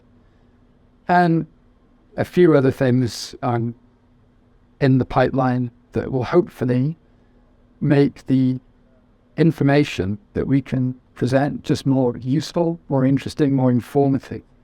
Because that's what it's all about. It's about turning data into information to help people make decisions about policy or any other aspect. So that's Dara in a nutshell, and possibly the quickest introduction to Dara I've ever given. The other project I'd like to talk about is deep breath, domain name security threat information collection and reporting. Thankfully, DNS ticker for short, or even just ticker, because we can't be bothered. So, spoiler alert, criminals use the internet, and people use large events, things that are in the public imagination, to be the hook of their campaign, particularly in phishing. And if you have a global event that combined with the internet, you basically got the largest mass audience for this kind of activity that we've ever seen.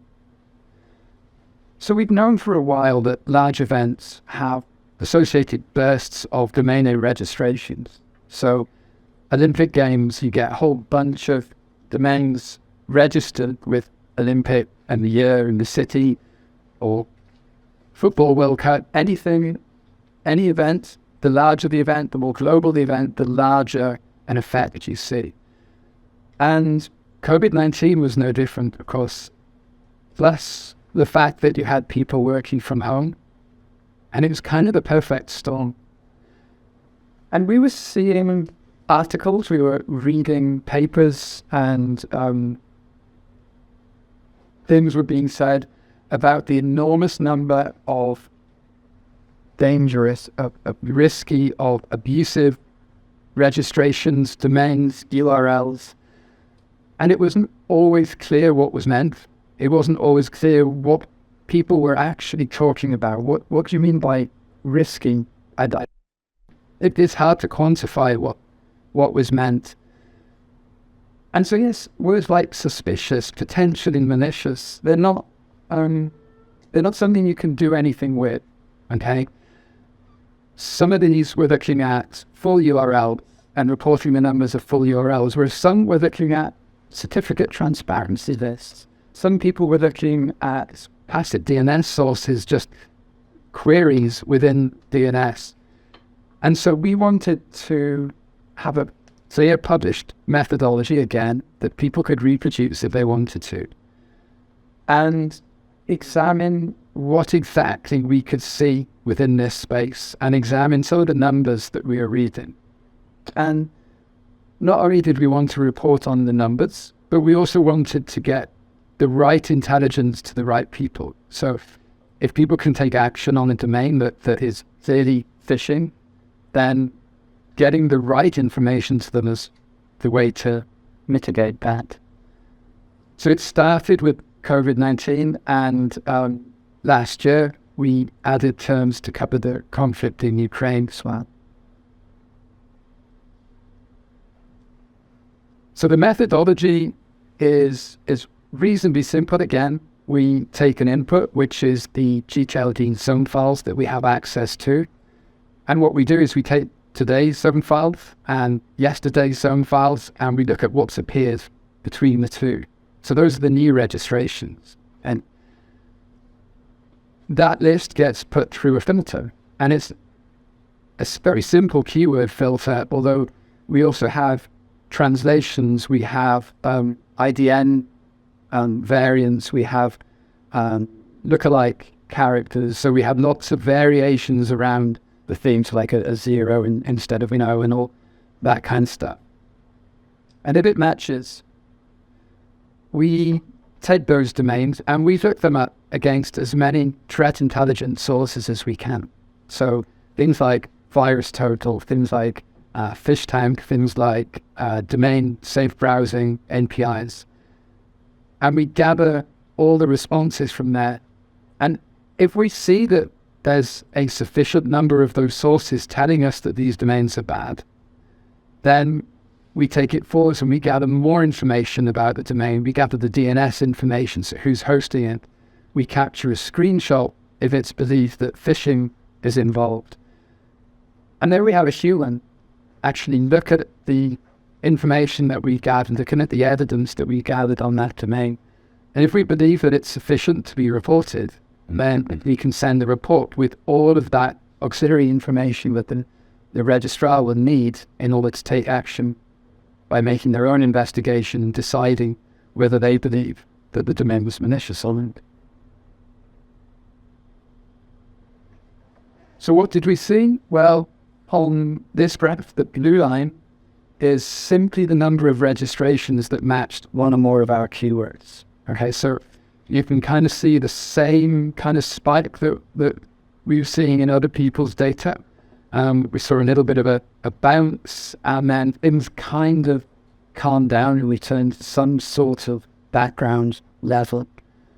And then there's another little spike when we introduced the terms around the conflict in Ukraine, but nothing like the scale of the spike we saw with COVID.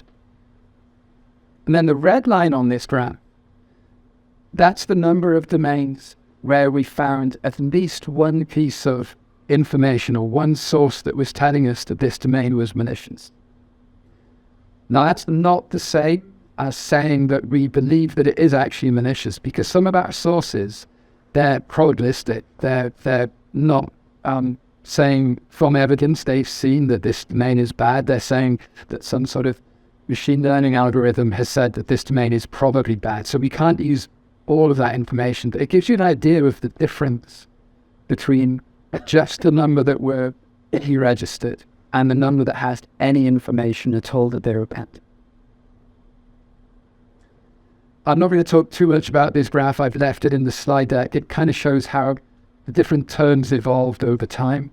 I find it interesting. Other people may not. That's fine. And this is just to say that we had to introduce new terms through the sort of evolution of the event. So here we see the term Omicron, which basically had almost no signal until it was used as a variant of COVID-19, at which point we saw a very sharp spike, basically the event again, but in miniature, okay, over in a matter of weeks rather than months that the initial spike took on. And then some broad statistics just from the first 3 years of operation. We now have around 580 different search terms in our list. We've looked at approaching 500,000 registrations that have matched one or more of our search terms. But only around 6% of those had any evidence, any reports from third parties that they were malicious. And of those 6%, really it's only about 2% that had any level of credible evidence, if you like it, the level where we might feel comfortable sending that information to a registrar and saying, you may want to spend time looking at this domain. We believe it's malicious.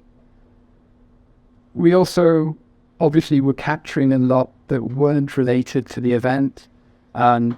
Mask, obviously we had in based on base mask operatives and people selling PPE and all that kind of stuff. But of course it would also catch anything with those letters in. And again, the payment, we were looking for stimulus payment type phishing, but payment can cover a multitude of different things. So that's it from me. Like I say, two ways of looking at abusive domains in different ways. One looking at broad metrics and aggregating, and one trying to drill down and get specific evidence on individual domains. Usually. Thank you very much for this really interesting presentation. We got to the same thing as in the first session, so I'm sure there's quite a few questions to this.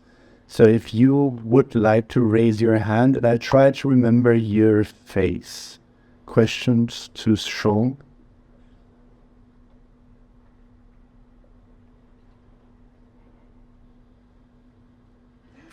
No? I'm very surprised. I have a few. I will get back to them, and maybe you have a few too.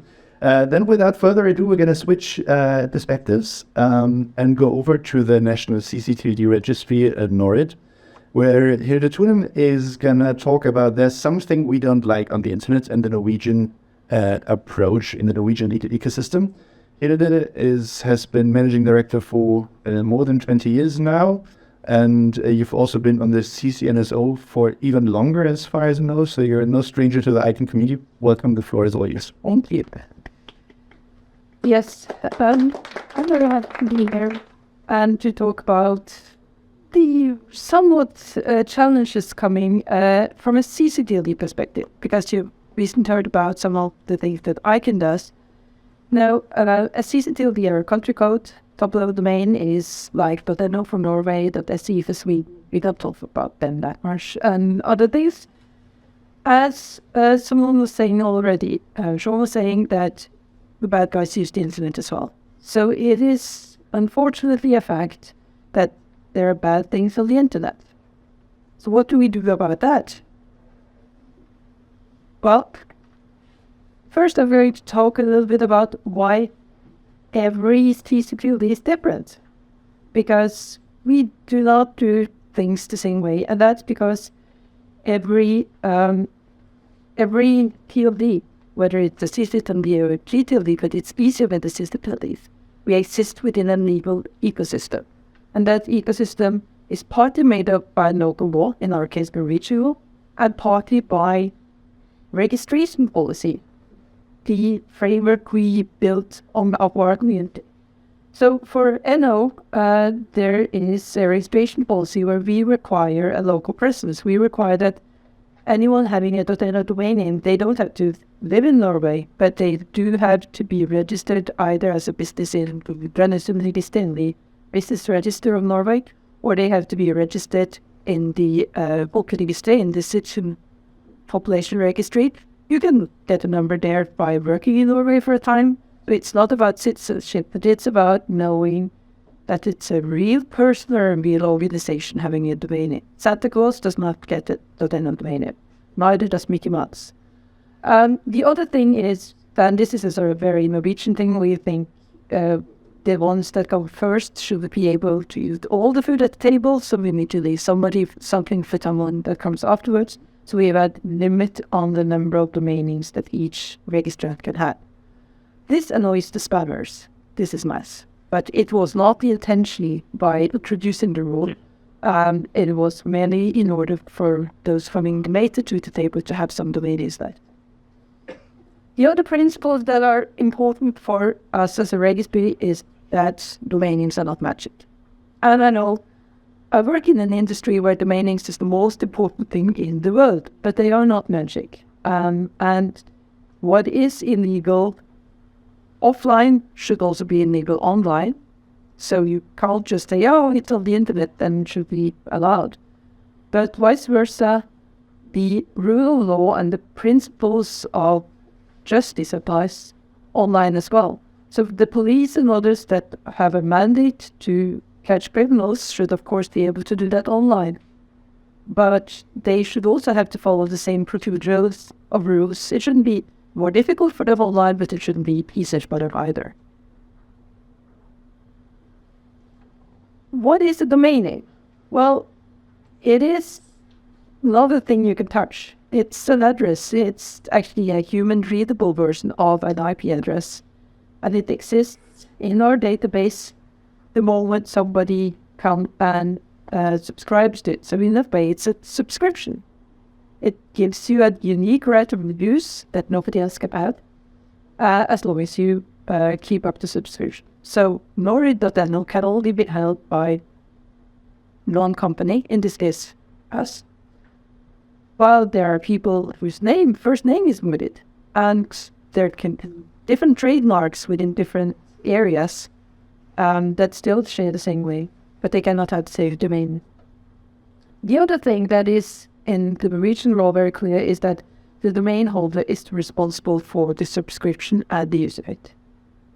And this has its background in two different Supreme Court decisions. One from 2009, where the law enforcement went after e-zone.no, and there was a long court case on, is this actually something that exists in Norwegian law? How do we deal with it? Concluding that it is something that can be seized by law enforcement, but where the subscriber is responsible.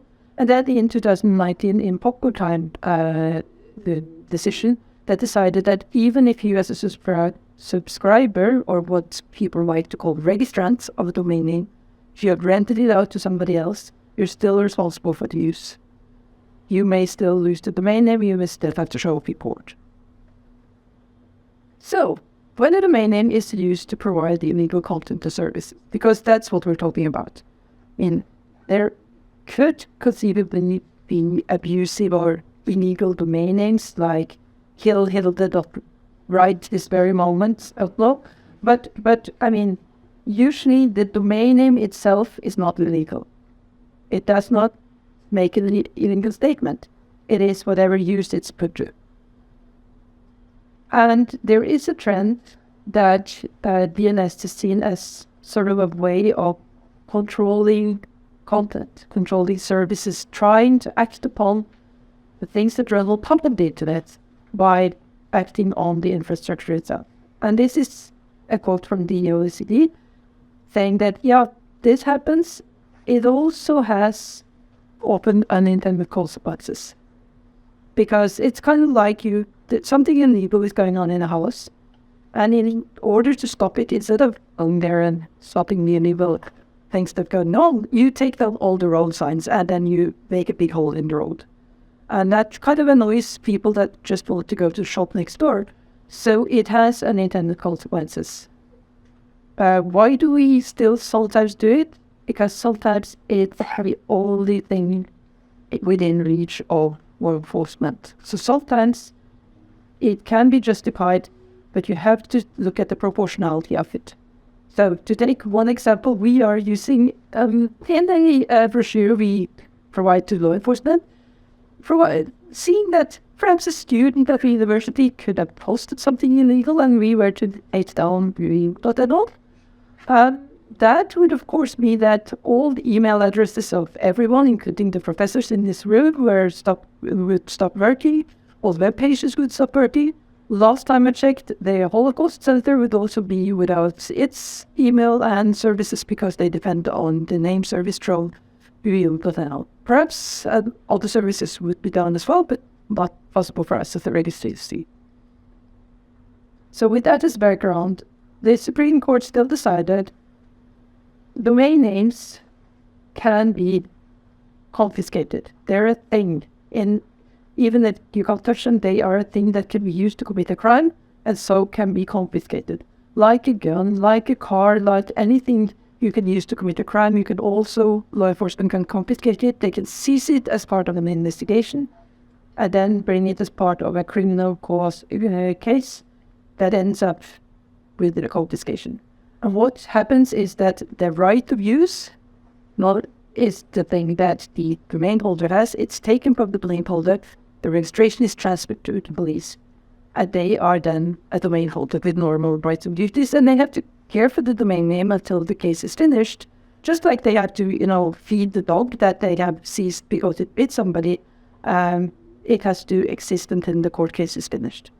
And then, after the case has been decided in court, if there is no clear case for the police, the court will say, this was not used criminally, you have to hand it back.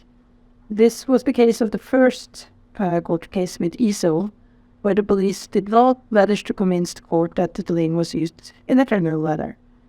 But if the court then decides, yes, there is enough evidence that this is really criminal, then the domain, the right of use can be confiscated. And then it is given over, the right of use is given over to the state. They can, like with other things they confiscate, if it's stolen bicycles, they hand them back to the people they were stolen from. If they can't reach the people they were stolen from, they sell it, and the money goes to the state. So you could sell a domain name for money from the state, or they can keep it if they want to. They can also destroy it, which is what they do when they confiscate drugs. They do not sell it. And it has a flame. So that is the choice of the state after winning the case of law enforcement. In the case of popcorn time, law enforcement decided to keep the domain name for a while. What we as a registry do is mainly to say, if a domain is confiscated and the police want to destroy the registration, and they tell us, we will voluntarily block the domain name for 2 years, and that is mainly to avoid a new customer buying something that has been used to make a criminal matter. It's the same when you get a telephone number. Nobody wants the telephone number that belonged to the Pizza Express. So you need a cool down period. But that is still the thing, and then it goes back into the ordinary resource that everybody can use. Then we do have, in addition to the police that can do this, and is given currents in law to seize a thing without a court case in beforehand, we have the Consumer Protection Regulation. So there are, I think, 9 different authorities that have been given the power to, when there is a risk of serious harm to the interest of consumers, and there is no other way of stopping it, to go to court and tell them we need this domain name to be taken down, or we need it transferred to us as an authority. And this comes from the EU base of a regulation that basically highlights the proportionality issue, that taking down a domain name is very, very serious because it can have unintended consequences. So it should only be done after everything else has been tried. And in Norway, this is implemented differently in different countries, but in Norway, the Norwegian government also said, because it is so serious, even the Consumer Protection Authority have to go to court and show them that they have tried everything else before they go to the registry. It's the court that decides that a domain name should be taken out, with the exception of the Norwegian Medicine Agency, because in those cases where with bad medicines there can be lives on the line, so they have the right to come directly to us. So what do we do? Well, what we don't do is to decide on whether things are legal or illegal. There's lots of governmental agencies that have that power, and we as a registry do not have that competence, nor do we have the mandate. The Supreme Court it looks like we were part of that case, but we weren't. We were just, sitting on the sidelines and watching. But the Supreme Court took the time to make it very, very clear that Norway does not undertake any control of the computer websites and do not have a mandate. And this is something that we have also found support from law enforcement in, because it's their job, it's not our job. What we do is to try to make it possible for those who has that mandate to carry it out in a transparent manner, in a good manner that it means that every party understands what's going on. And then we also provide a lot of information. So we do provide, you can't see it here, but we do provide different guides to people on domain conflicts in the legal system, both what happens with court cases, what happened with the domain dispute resolution things, what happened with criminal things, and guides for law enforcement if you want to seize a domain in. This is what you need to tell us in order for us to actually be able to carry out the power that you have been given. And then we also have FUIs, or rather, it's actually soon running RDAP underneath, so that's another technology. But basically we have a web page where you can go and you can look up who holds a domain in. If it's a company like us, you'll get a lot of information. You won't get information on who is the contact person for the domain, but in this case I think you can guess. If it's a private person, you will just get an email address that you can contact that individual on. And you will get some information about the registrant from the registrar, but you will not get information about the domain holder unless you have, power in law or other reason that will hand that information to you. So that is basically what we as a registry do. If you want to read more than you ever wanted to know about things in Norway, we have the guides, we have the rules and procedures, we have translated the Supreme Court decisions, and there's a couple of other documents as well that's nice to read. The OECD report provides a fairly good description on the ecosystem of DNS that's much wider than what I'm able to touch on here. That's it. Thank you very much, David, for this presentation on the local CCTLD. Again, I would ask whether we have questions in the room. And please raise your hand and I try to remember your face.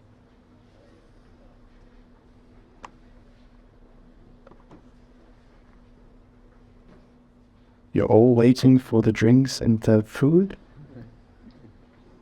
I have a few questions again, so I look forward to asking them. So we definitely will stay on this panel until 7 o'clock, so we're not asking us questions. You're not getting away. Promise. Last but not least, we have with us Rolf Larsen, the chairman of IQ, who will present to us IQ Abuse Manager, a service that monitors 200 billion domain names on a daily basis, which is quite a lot. So I'm looking forward to hear more about that. Rolf, thank you so much. Thank you for being here. Ms. Rolf Larsen, and I have been in this space for a while. Our company, iq.global, is a company that have been operating in the industry for a number of years. And I want to talk about why is a small Norwegian company one of the leading, or perhaps the leading, provider of services in the DNS abuse monitoring and management. And that is a part of our history, I guess, which goes 30 years back. 30 years ago, we actually started one of the absolutely first commercial ISPs in Norway. Norway was also one of the first countries in Europe that came online on internet. And that's just that myself, we programmed most of the routers and the servers that was sent all around in Norway. So we actually became the first fully national ISP, actually before general the ICANN and Current. ICANN, obviously was very expensive to operate these days, so eventually they sold this company to another telco, which was Telecommunications, extremely into. But in that company, which started at the absolute beginning of the 90s, we dealt with domain names, domain registrations, which mostly happens by fax machines back then. But there was very little things that had to be in line. We did everything that companies do today, but across multiple sectors. So we did everything from shared hosting, dedicated hosting, collaboration, ISP for consumers, for businesses, everything from firewall operations to whatever was needed back then, because we were a part of the few handfuls in Norway that dealt with it back then. So at least we were the real geeks, and perhaps got clear so much more. But we were really hands-on. And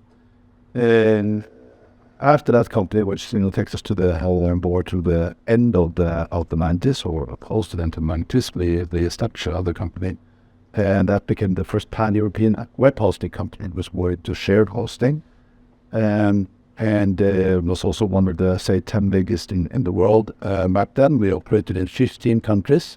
And I guess we were the one that registered domain names across most countries, before ASCII and within the current providers. And so we learned the hard way, I guess, the hard way about how abuse was done in various countries and how to deal with it. We had to create our own legal department that dealt with these things. And we had to create systems for it. Fast forwarding a little bit, because we had multiple countries between then and later on, where we helped several registries with their operations as consultants. But we also operated our own registry for a while, iq.global, for the Stakeholder, and which we sold back and bring to the Samain field. And after that, we switched completely to offering those tools that we actually built for iq.global in this space of abuse or mitigation. And I guess the reason why we built it was on our providers, they started providing your service. Instead of finding another, we started to build it and then offer it to others. So that is the background for why.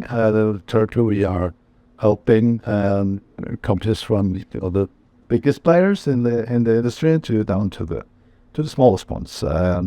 Being registrars or registries or software service providers or others that need to deal with the main kind of abuse. And regarding trends, we concur with DAR. It's what the trends have improved a little bit lately. It still is a big problem. There are certain aspects about report of abuse. There are not really a lot of tools for that, so we don't see all the abuse. And so not all the abuse will be in all these different, say, block lists that DAR uses and we use. And so that there's still a problem out there regarding recording. Actually, some emphasis on that. DAR operates and checks a certain amount of domain names. There are obviously many more domain names than this in the world. And as far as DAR, we work to gather information about all of them and work on that. Then I'll get a little bit back to or shall they deal with it. We also give up some statistics and tools and we stick about some reports, and one of every 368 domain names out there has some associated abuse with it. Almost all TLDs out there has abuse reports connected to it. So it's a problem everywhere across all operators. And phishing and spam is what we see most of in terms of amount of reports. I guess the time that we have operated, we have gathered about 40 million reports of these reports. So we have more data. I just sort of get about 50,000 every day. And so in this chapter. Also, I have to talk a little bit about the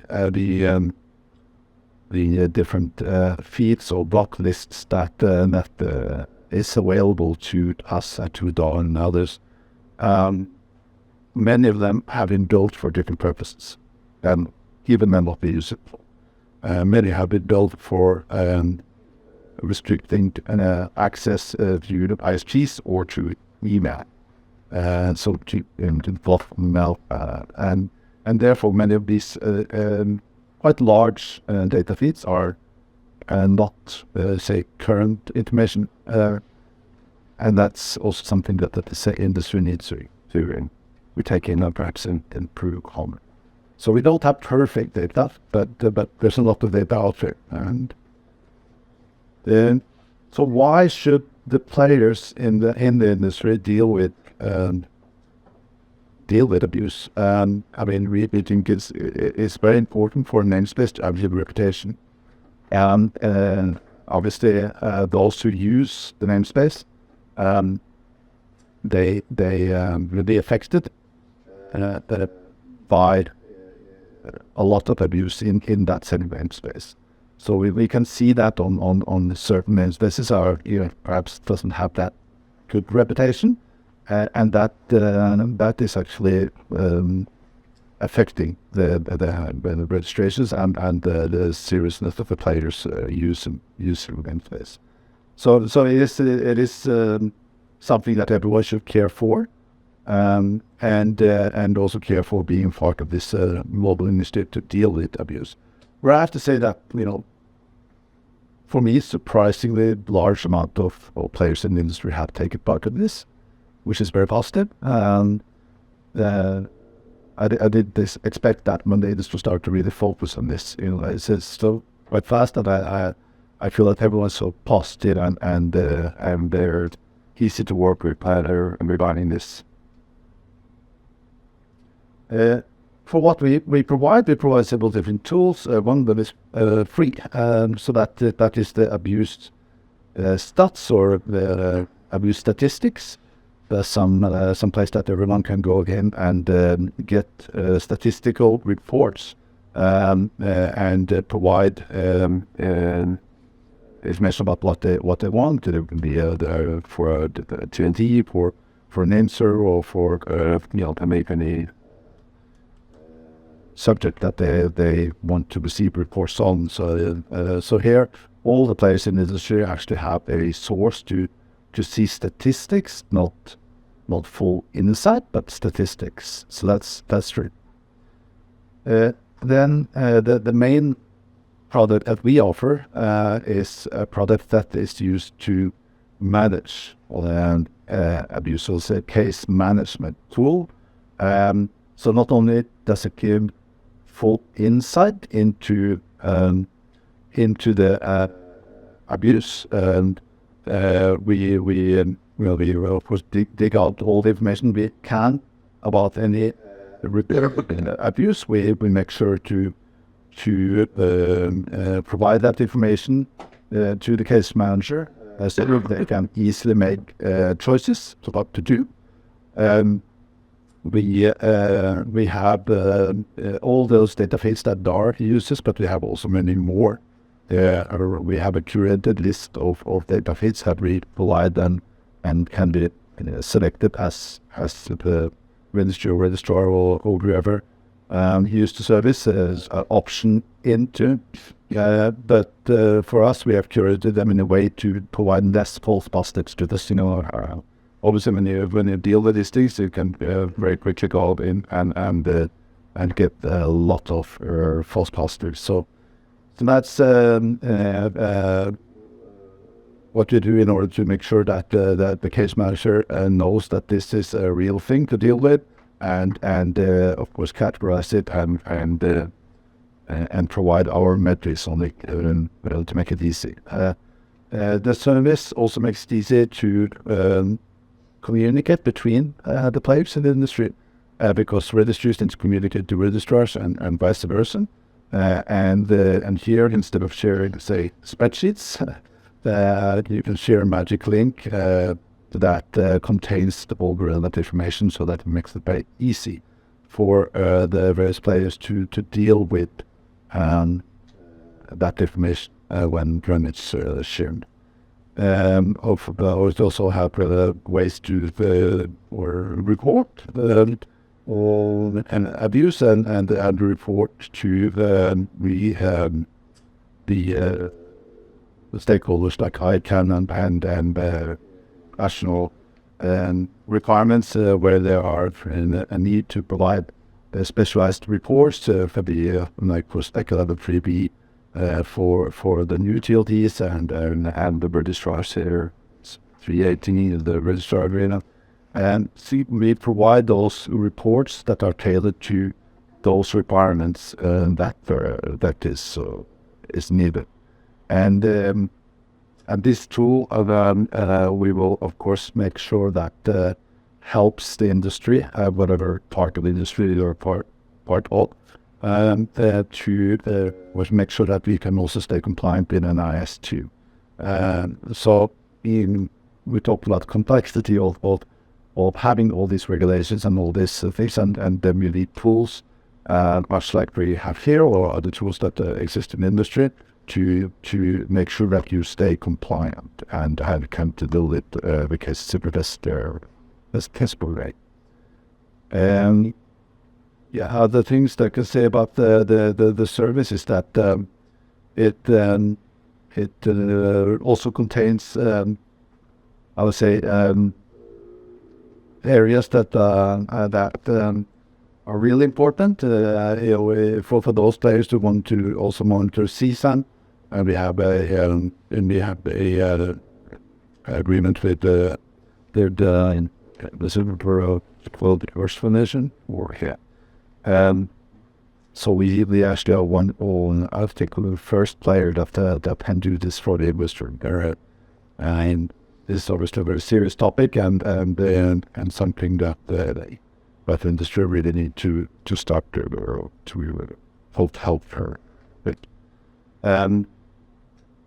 So I guess that's to say for the views first. I'll put her to say my friend. We also have a more sort of entry tool that gives abuse reports. It's called SCAN. And for this tool, is more so pay-per use. We can edit and enter, whatever you want to monitor. It can be monitoring an IP address or monitoring a DNS, the server, or monitor a list of domain names. So brands can use this. The registrars, anyone, they can use this sort of ad hoc way to get more insight than just statistics, which is to our free service. And so this sort of an add-on audit that really here. And then we are working on something new. So last year to build, we are working on a domain blocking tool. So one thing is that, after abuse happens, we deal with it, but what if we could prevent much abuse from happening in the first place? And this is a difficult thing to make because obviously the registries and registrars, they don't want to block revenue. Just certainly those that are commercial, but even the non-commercial, they don't want to block the namespace because should the available namespace, and for us to build this block list based on all this historic abuse data that we have, to make sure that we provide a block list that also contains legit domain names, then domain names that are extremely likely to be abusive towards the label or the brand. In this case, because brand names are one of those things that are really used to lure people out of the internet and they're for phishing and for many things. So this way is one way to help brands to protect themselves better, but protect themselves in a cost efficient way that doesn't hurt the industry, not the providers, so the registrars. But in opposite way, it provides revenue for that industry when the brand players decide to use services like this to block abuse from it. Obviously, we cannot block all kinds of situations, so there will always be a wholesale there. But it is important to make sure that we have a way to reduce abuse from happening in the first place. So this is what we're building. This creates to blocking domain names means that it cannot be registered. If a blocked domain is already registered, meaning a domain name that we wish to re-block is already registered, it won't affect that domain name unless it expires. It would then end up that this blocked listing to re-register that domain. The algorithm and the service that we have built, the watching racing, provides more than just the block list. It will also provide a list to this brand operator that contains all the domain names that we found during the algorithm that actually are, say, legit and perhaps valuable names that they should consider. In addition, we also provide a list of taken domains that we found during the algorithm, because algorithm will go through tens of thousands of domain name variations, and that they should have a look at, because there could be actual abuse happening there. We will couple this with our abuse condition as well, so we will give more information on those. And there could be domain names that they should say acquire on their best or blast for this use that they should remorse. So that's the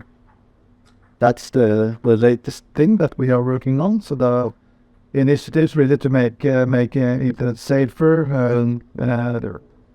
Is what we are about. I guess we are more of a proponent of stricter rules than lesser rules, but that's everyone has different legislations and rules connected to them, and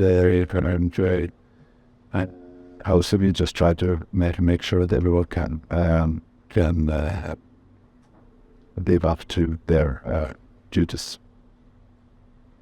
Thank you very much, Rolf. And with that, let's thank Rolf for the presentation. I would ask John to join me again, and welcome as well on the panel.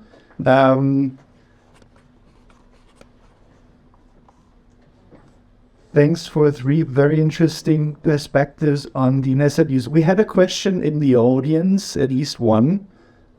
So if we could get a microphone to Lee in the second row. Or you take mine in the meantime, and please introduce yourself. Thanks very much, Sebastian. Lee Bygrave in SDCL, University of Oslo. Thank you, the 3 of you, for excellent presentations. I learned a lot. I have a couple of questions, or maybe 1.5 questions. The first question relates to certain states that will not be named. I would have assumed that with cyber conflict, there is going to be a DNS abuse facet going on. But is it very obvious? You said Sean, that you're not revealing particular players or parties, but does one see any evidence of certain states that should not be named engaging in systematic DNS abuse? or, for example, IQ? So I can address what we see it in our data. When we added terms around the conflict in Ukraine, it's important to remember we don't have access to CTLDs. So we're just looking in the GTLD for these. And we also don't see the actors behind the actions that we're seeing, if that makes sense. So we're not drilling into the owners of or the registrants, the domain, if you like. So our data doesn't show these things going on. We hear about it anecdotally, but we don't have any data to make it call on one way or the other. We monitor both CCTLDs and utilities and obviously all trends. Whether it's COVID or anything else in past, if we see it, we see that there are trends on the trends in this area too. That I personally have also the insight on, would be any detail as well on the other we have seen the rise of it, and that it is and it is and that it is overfight. And for .NO? No, we haven't seen anything like that. Not that we monitor about content, but if it had been very clear, I would expect either Norwegian authorities to have discovered it or it to be told by the press. So I think also to be clear that sometimes when things happen, people register domain names that have that term, and it has nothing to do with abuse. It has to do with this is the moment, that this is what you're thinking about at the time. You're thinking about COVID, or you're thinking about working at your home office, or you're thinking about war, and you're thinking perhaps I should make a page for relief for refugees from Ukraine. Perhaps I should register something that has. So for a term to rise doesn't really necessarily connect with criminals doing abuse, which again doesn't necessarily connect with state actors. That does quite different things than just registering an advocate, and I would assume. So it's another example of the problem of attribution. Yeah, once it exists in abuse reports, that's when you really see it. Yeah. And then my second question is sort of related to you typically give an indication as to whether NORID is engaging the sort of activity that IQ is engaging in, or definitely not. We have no mandate to work on content. So going and monitoring what the subscribers does is not something that we have a mandate for. We have also, it's about, privacy and freedom of speech is pretty well regulated in Norway, which means that it would be law enforcement and others to do investigation. We come into it when they come and either seize a domain name or request information based on their following law, and we hand over information provided they have the following law. Sometimes they want action to seize a domain name and take it down immediately. Sometimes they might want to observe what happens, and that is their work. We just act on it when it is appropriate, given that they come with an order. It would not be a court order in case of law enforcement, but it would still be a clear legal order. Yeah. Okay. Thank you. Thank you very much for this really interesting question. More questions in the floor. We have time for one more. And otherwise, I would try to boil down many of my questions to the three of you and try to connect them into one. And it's connected a little to where Lee just stopped, so bear with me. Soon there will be food. You said, what is a domain name? And explained that to us. I think that's great and very important. I'm not so sure what is abuse. We heard a lot about abuse now, right? So we know malware, botnets, phishing, farming, spam, and so on. We also know that phishing and spam are most prevalent categories and so on. And we also know that NORID, due to also the legal setup as a CCTD, is not very proactive in these things. Now, and as a background, I was involved in advising the European Commission on the Digital Services Act. What I kind of am seeing is that there is definitely kind of an encouragement to do more about illegal things happening online, mainly directed to platforms, completely different players. But now in the DSA, there is a clause that I think also addresses DNS actors to voluntarily maybe do more than you're required to do. And that is obviously an interesting and slippery slope, because then we're talking about content. We're not talking about waiting for the courts to come with an order, but actually out of self good Samaritan actions. Any thoughts on, so what is it we're talking about DNS abuse? Where's the border between use of the DNS and the content that is being made accessible by the many? I think DNS abuse is one of the most abused terms I know of. It goes from, in some settings, meaning technical attacks on the DNS. The DDoS attack on our name servers could be seen as abuse of the DNS. They're attacking the basic service we rolled. But that's not what you're talking about. You're talking about mainly, most of it, what we would term technical abuse, although that's a slippery slope, in phishing, in botnets being controlled by certain domain names, in spam, except that spam is kind of content. It's not that much difference between spam and the web page. And then we're into content where you start with the easy part, with easy, that everybody agrees on is illegal, which is images of child abuse. And you move on to IP rights being abused. You move on to women in Iran taking pictures of themselves not wearing an address, which is illegal in some countries, but not here. It's really abusive use of that domain. So that's and that goes from anything that is the domain is used for, not the DNS itself. So talking about the slippery slope here and the DSA, I think for us, we would take guidance from our local government.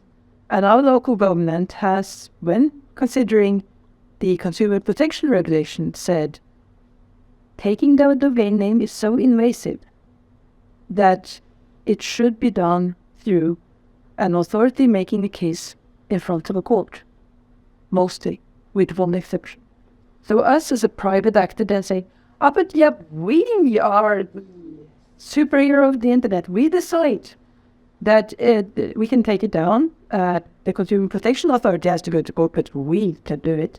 It's not something I see us doing. I think, given the framework in Norway, I'm not saying that that would fit every cheating deed, because they do not have the same clear jurisdiction. But for us, the processes, the rule of law, and the consistency in who does what is very, very important. Because we think we will undermine the trust in the democratic system, to use the big words. But this is about us not having a mandate to step in because there is a democratic balance. But obviously, what you say is correct. It's correct for Norway, correct for you. But there is also something to be said about registries that create stricter policies, that clear policies that they maintain. So for the GTOBs, for example, that is the case. They have policies that they maintain.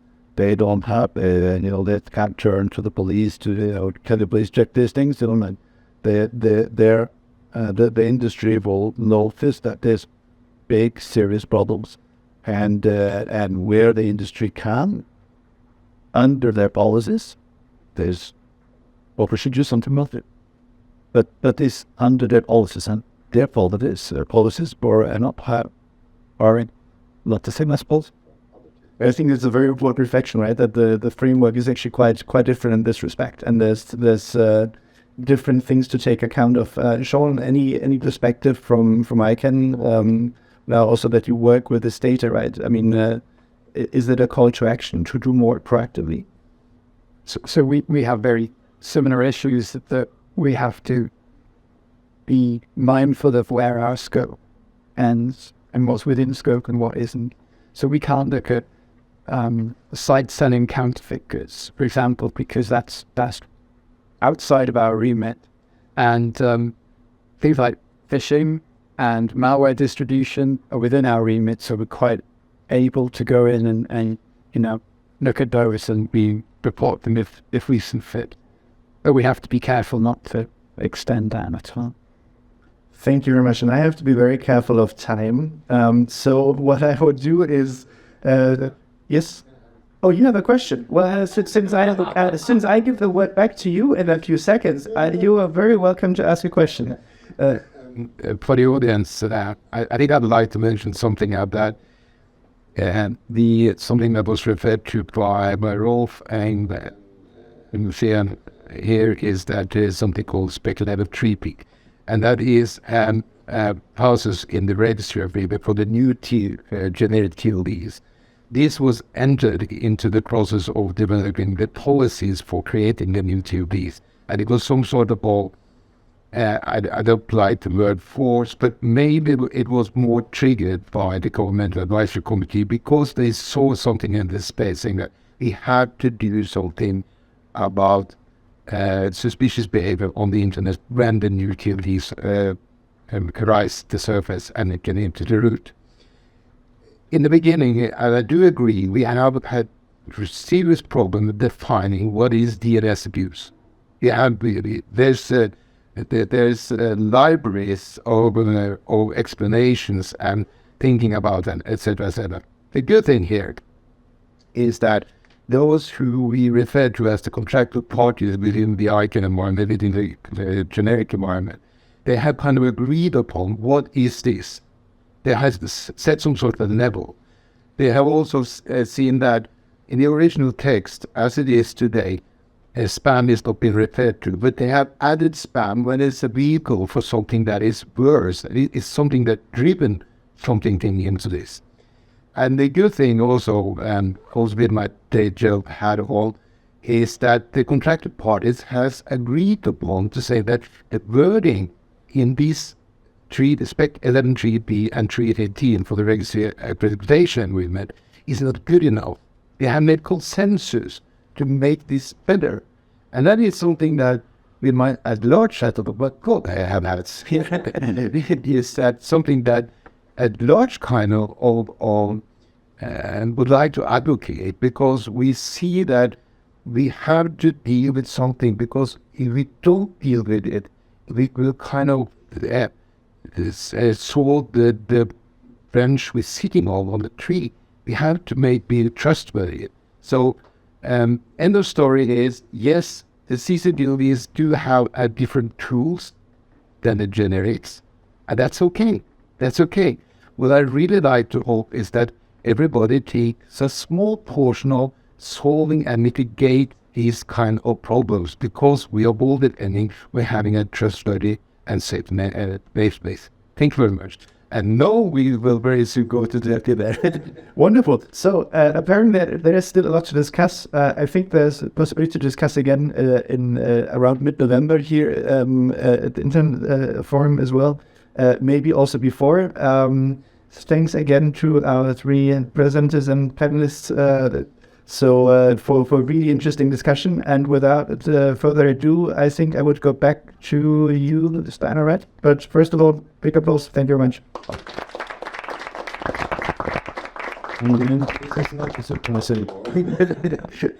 But it will be something to bring back home and at least to get something doing this. I'm missing one. I guess 4 Jedi. I'm missing. Yeah, I take that as and you. Anyway, sorry for miscalculating. What happened to the? Yeah, where do I found it? The thing is now we have some food. We have some drinks. We have the meeting room until 9 p.m. So be polite, talk to friends, not start fighting, and enjoy the rest of the evening. Thank you very much for coming. There we go. Oh,